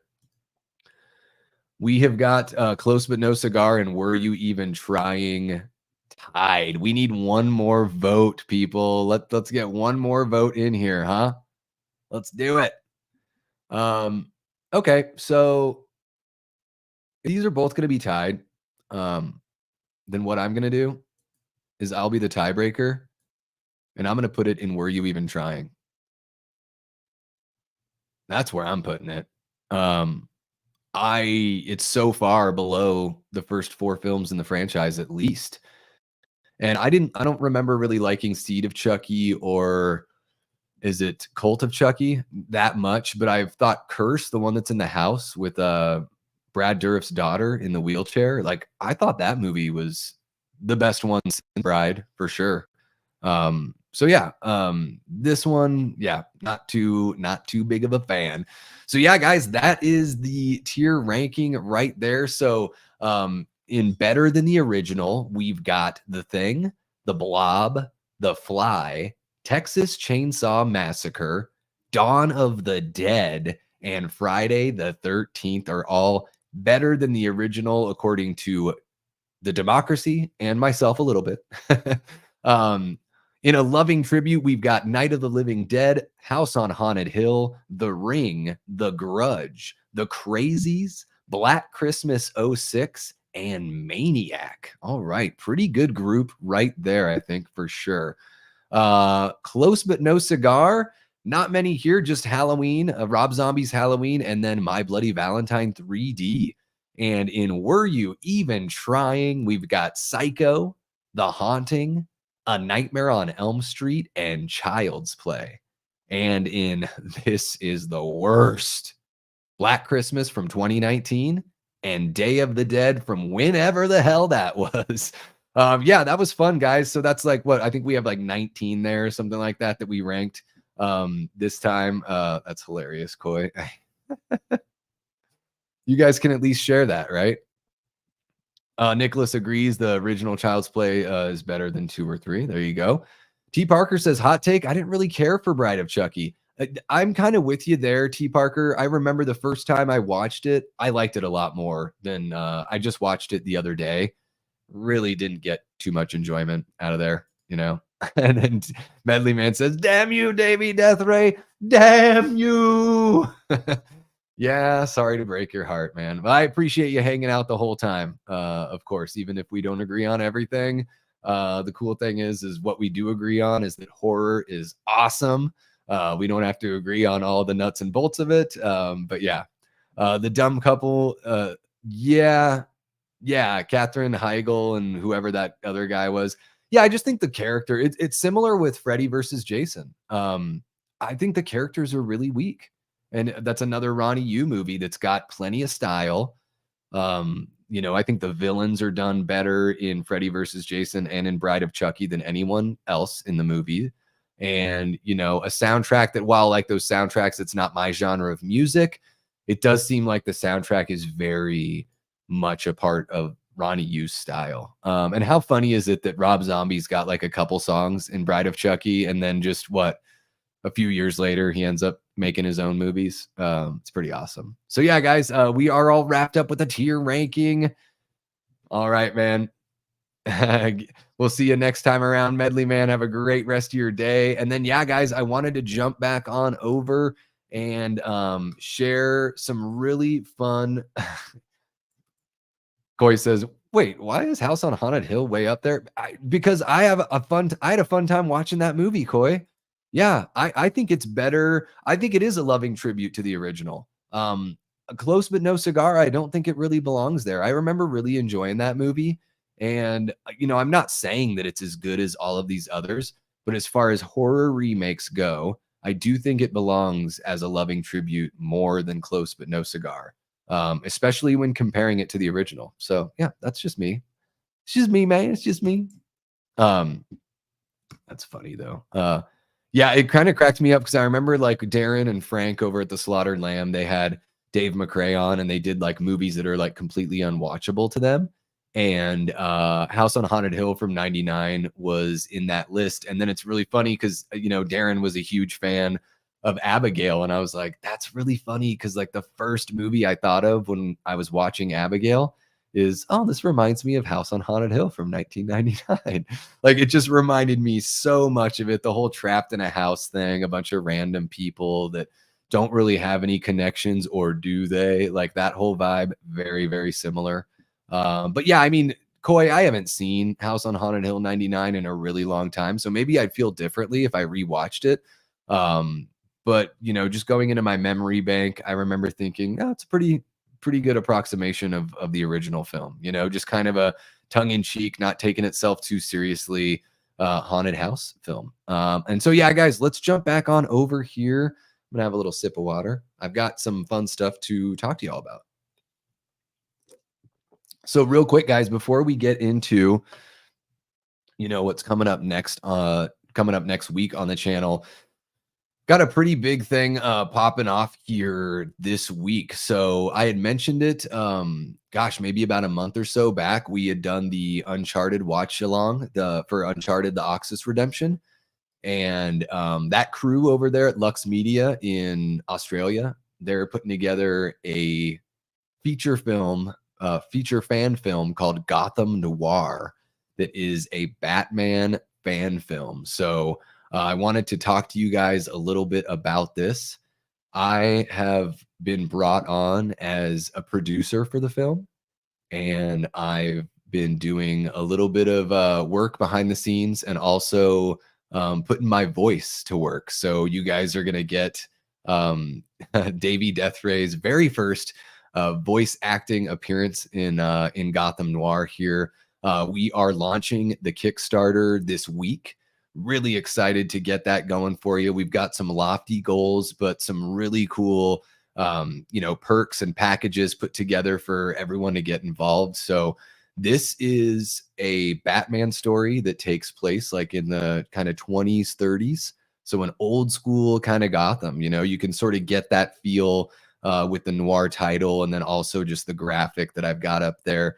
So a bit more of like a detective kind of story, which I really love. I think that's one of the aspects of Batman that just hasn't been used in the films enough.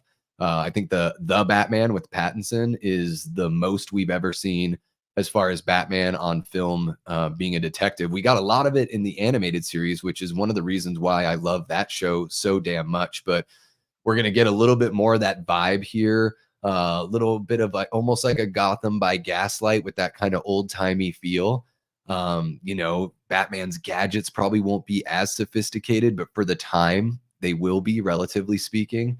And I can't say too much about the film as far as like exactly where the plot's going to go, but I'm really excited to drop the Kickstarter here. It is going to launch on Tuesday morning on the 18th.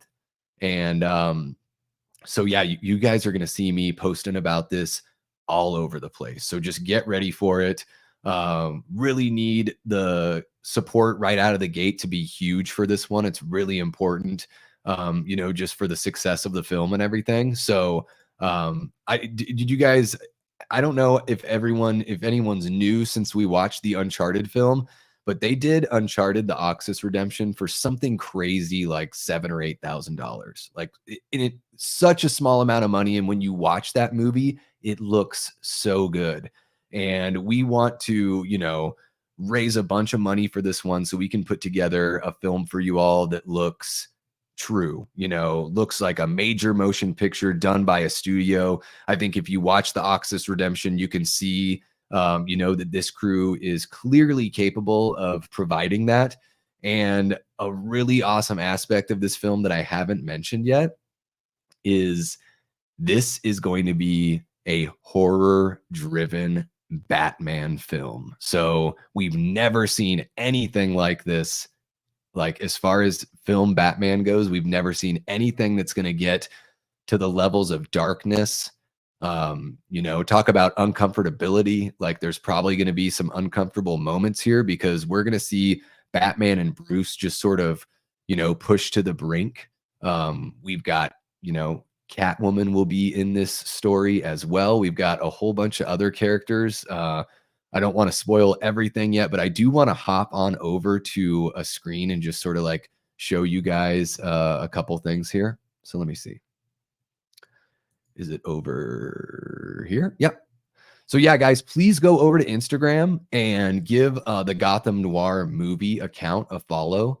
Let's see if we can get this thing. What is it? 400 some followers right now. Let's see if we can get the Insta up to 1,000 here within the next few weeks. But you can kind of get a feel just scrolling through the Instagram here. You got this Gotham Noir here. With a really cool old timey look. And of course, we've got some short little vids there where they're showing off their script readings.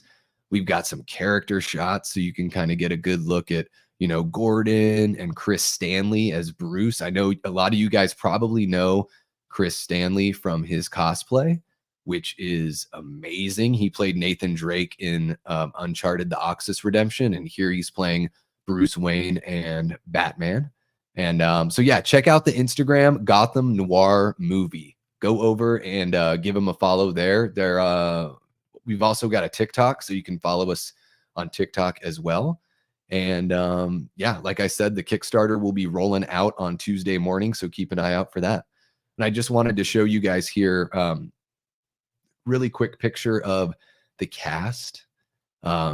Look at how awesome this shot is. How old-timey, really puts you there in the 20s, 30s.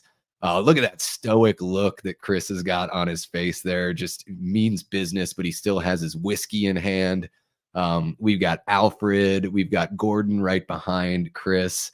Yeah, we've got Sarah Liker, who's going to play Selena Kyle. Really, really excited to just get this rolled out for y'all. And then I wanted to show you, let's see here. We got one more image to show you guys for the main cast there, just so you can kind of see who's playing who. Yeah, this is very, very exciting. I know so many people out there have got tons of love for Batman as a character and that whole world. So, the dream is to have a successful first film. And, the story is written out as a 3-parter. So while this film is certainly going to have an end, we know where we want the story to go in the second film and the third film. So the idea would be, get Gotham Noir in the can, make sure it's a resounding success, and then, make a different feature film in between, and then come back to Batman, go and make another feature film in between, come back to Batman. So the production company, so Lux Media and all of us can you know, continue to sort of flex our creative muscles outside of just the fan film world and get to do original films as well, but also, you know, bring that horror element to Batman, see like the time kind of move on through Bruce's life and with the technology and everything. So yeah, this is something I've been kind of keeping under wraps for a little bit, but we've been having some great meetings and we're jumping into this launch, you know, diving right off the cliff, cannonball style into the ocean, come here on Tuesday. So I'm so pumped to be able to share that Kickstarter link with you guys. So keep an eye out on Tuesday morning on all my socials. We'll be pushing this. We really want to make sure that those first few days, you know, we're able to get a lot of funding and get a lot of support from you guys. So if you guys are fans of Batman, you're fans of horror, or maybe you're a fan of both, like this is tailor made for you and something that I would say if you need any convincing as to if this crew can put something impressive together for Batman, you should check out the Lux Media website.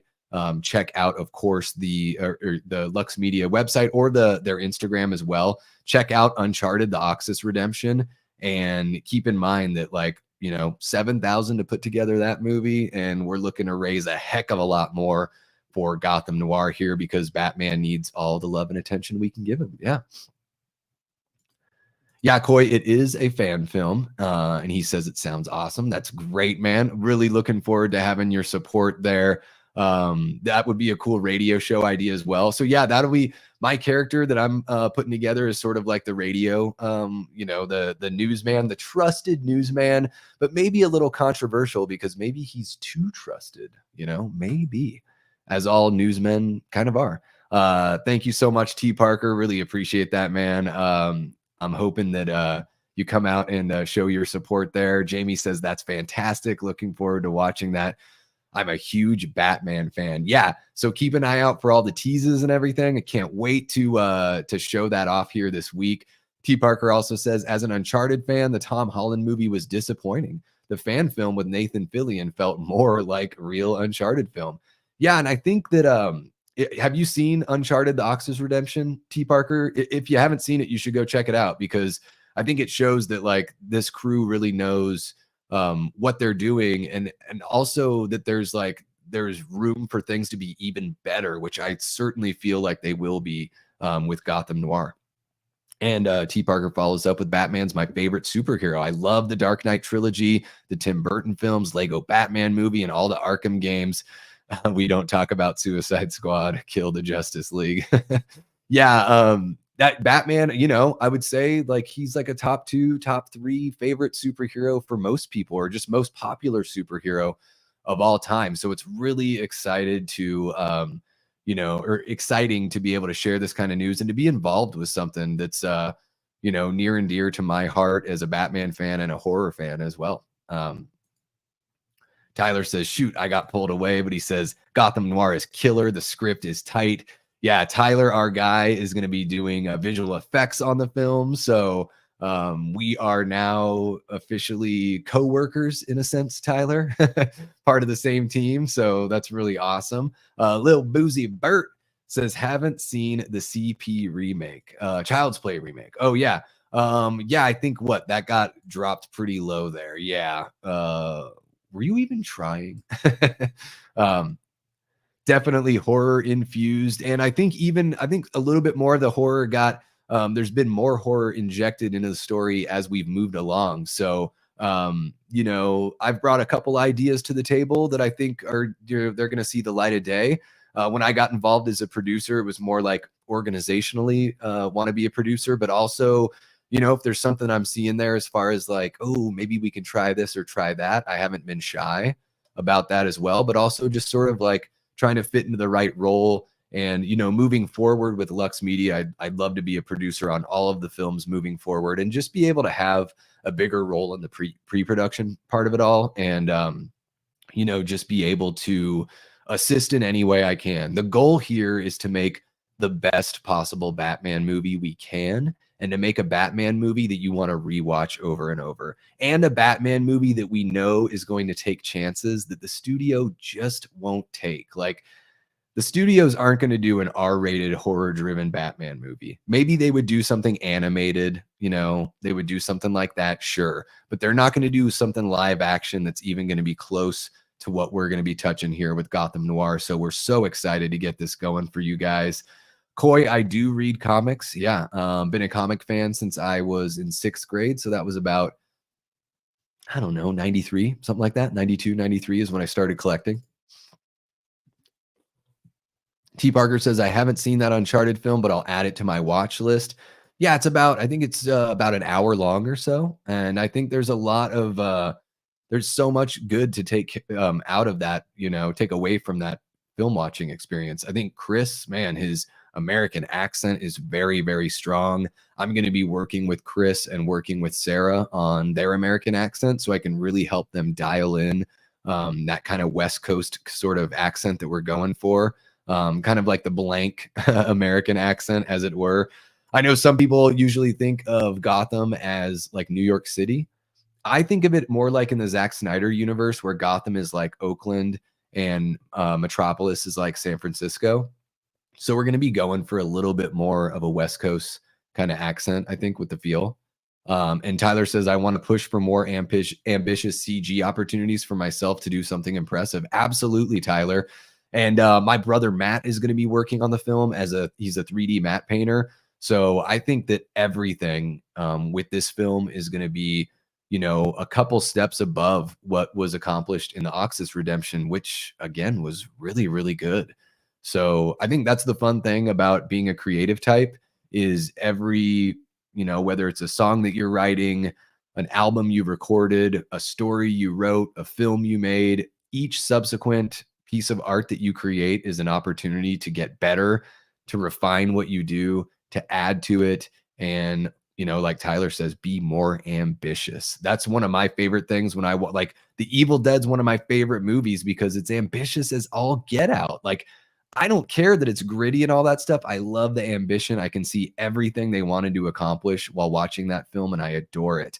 And so I want to bring that same kind of energy to something like Gotham Noir, where, you know, we can really create something truly special here and something that'll knock your socks off. Fan films are getting really damn good lately, people. I don't think that's a secret at all. I mean, just look at how amazing the Never Hike Alone films look.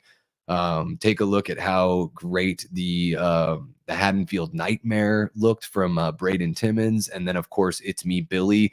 And man, It's Me, Billy Chapter 2 looks even better than the first chapter. So onward and upward with fan filmmaking. And I think this is a great opportunity to do something a little bit different. So really excited to, and there's even things that I can't share with you guys right now. I'm kind of going out on a little bit of a limb sharing it with you guys here in the live stream because we're not officially doing the rollout until like Monday. We're letting a few people know, and then Tuesday it hits the ground running with the Kickstarter opening up. So you guys are getting like a little sneak peek. Coy says, make videos talking about comics you like. That would be fantastic. Yeah, I should bust some out. I really love those Fatal Attraction comics. You know, when everything kind of got flipped on its head in the Marvel universe there in the early 90s, that was a really fun time. Yeah, I've got some fun stuff just to my right. That's why I keep on looking over there. I found like when I did those for like physical media show, they just didn't get very many views. So I kind of backed off on that. But Coy, if that's something you'd like to see, and maybe I should just ramp up some Batman material as we go along with the campaign here, just to have it all sort of tie into what we're doing.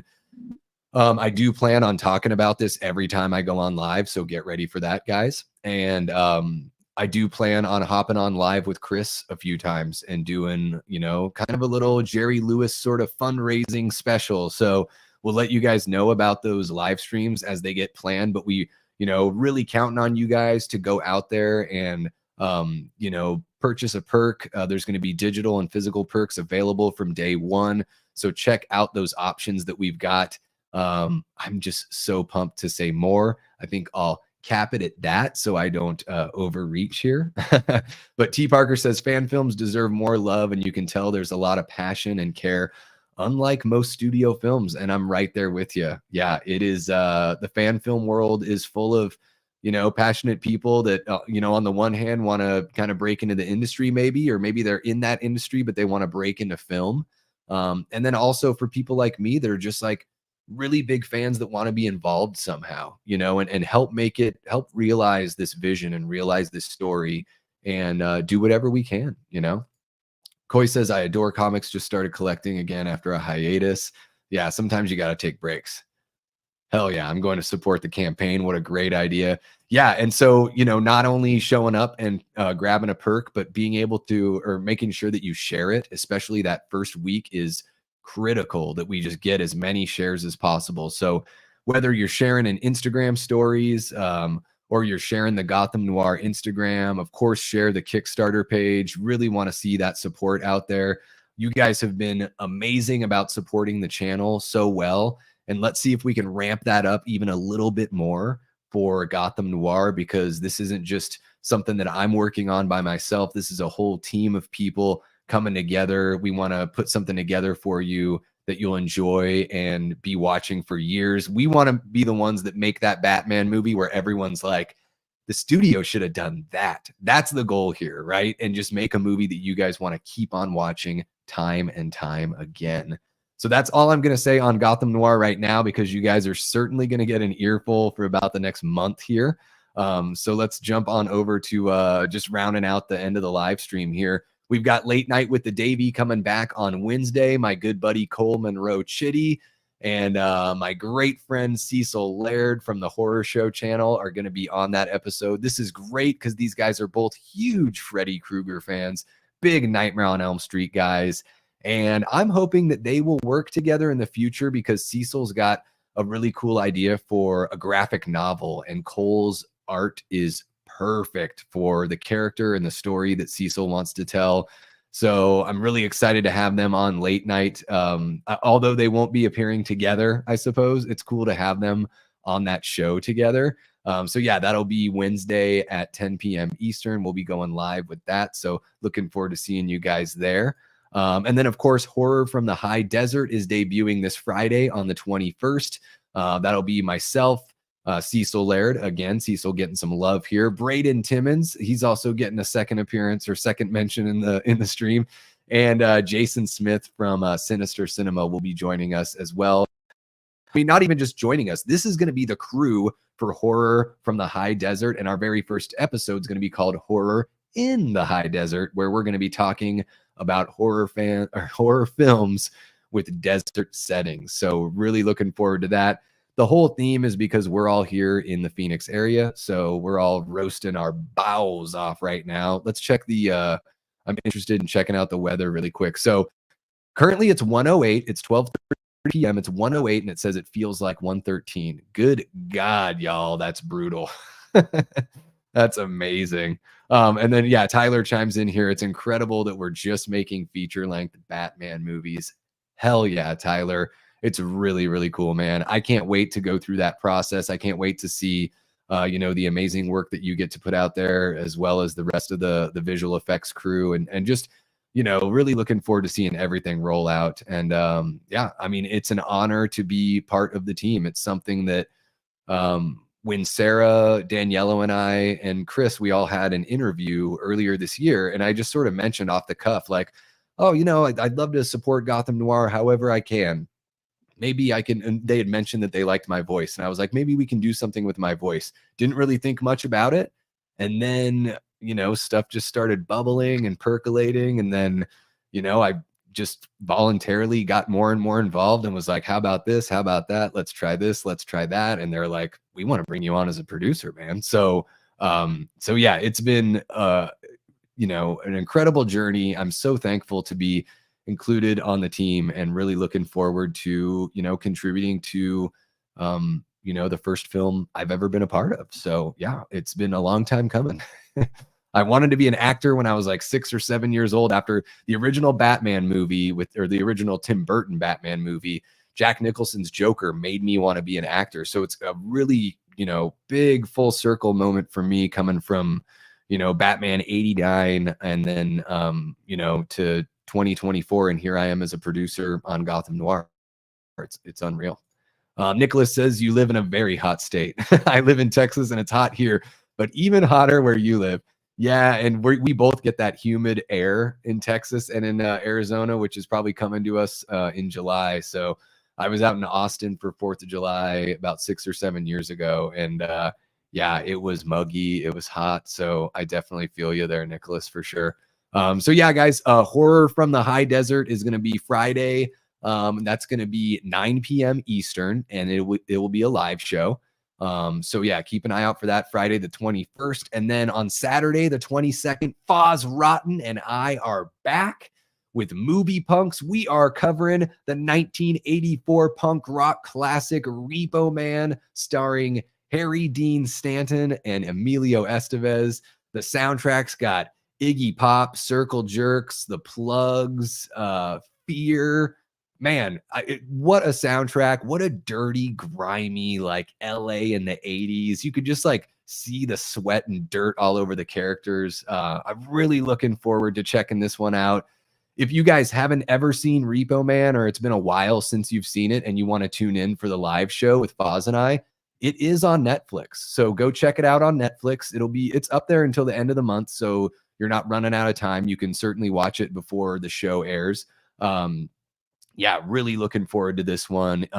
This movie celebrated its 40th anniversary back in March, but Foz and I didn't have the show then. So we're covering it because it's just a good, like, summertime, like I said, like sweaty, grimy movie. Really looking forward to this one. And then coming up in July, we are tackling Return of the Living Dead right after 4th of July, because 4th of July is like right in the middle of the week. So that weekend we'll be covering that. But then other than that, guys, I've got my Child's Play franchise ranking coming up for y'all pretty soon here. I'm about halfway through the movies, and I've already have the ranking built up in my head so far. So really looking forward to shooting that. Probably take care of that sometime this week and get that out for you guys. You guys have been amazing at supporting the ranking videos. They do really well, the franchise rankings. I think they also kind of pull in new folks, because people like those rankings for sure. So yeah, guys, that's pretty much going to do it here for the show, unless you've got any questions or anything you want to ask me before we head out on this beautiful Sunday, this beautiful 113 degree Sunday here. Yeah, Tyler says, yeah, your voice was one of the things I've already worked on for Gotham Noir. That's awesome, man. That's too cool. Putting together like a little radio image. Yeah, making a Batman movie. So cool. Jamie saw Repo Man in the theater. Wah, wah. And T. Parker says, are you including the TV show in the ranking? T. Parker, I am not going to include the TV show in the ranking because I have not watched the TV show. So it would take so much for me to catch up on everything. I am going to include the remake. I don't, and I haven't included the TV shows for any of the other, I didn't include it for, let's see here, for Scream. I didn't include the TV show, even though I like that show. I didn't include like Freddy's Nightmares for A Nightmare on Elm Street. With Evil Dead, I'm going to do an Evil Dead ranking sometime this summer. I have seen all those episodes. I don't know. I think I'll leave that out of the ranking. It might get brought up in the ranking. I might say like, all right, well, if I were to include Ash versus Evil Dead, this is where I'd put it. But I'll just be ranking the actual feature-length films. So yeah, that just keeps it a little bit tighter with the franchise ranking. And then also it opens up the possibility for like down the road, if I want to cover the Chucky TV series, maybe, rank the individual seasons or something like that. Or I can put together a whole new franchise ranking that does include the TV shows at that point. So, but not this time around. So yeah, guys, that's going to wrap it up here. We're at 2.5 hours. I think that's a good spot to cap it off.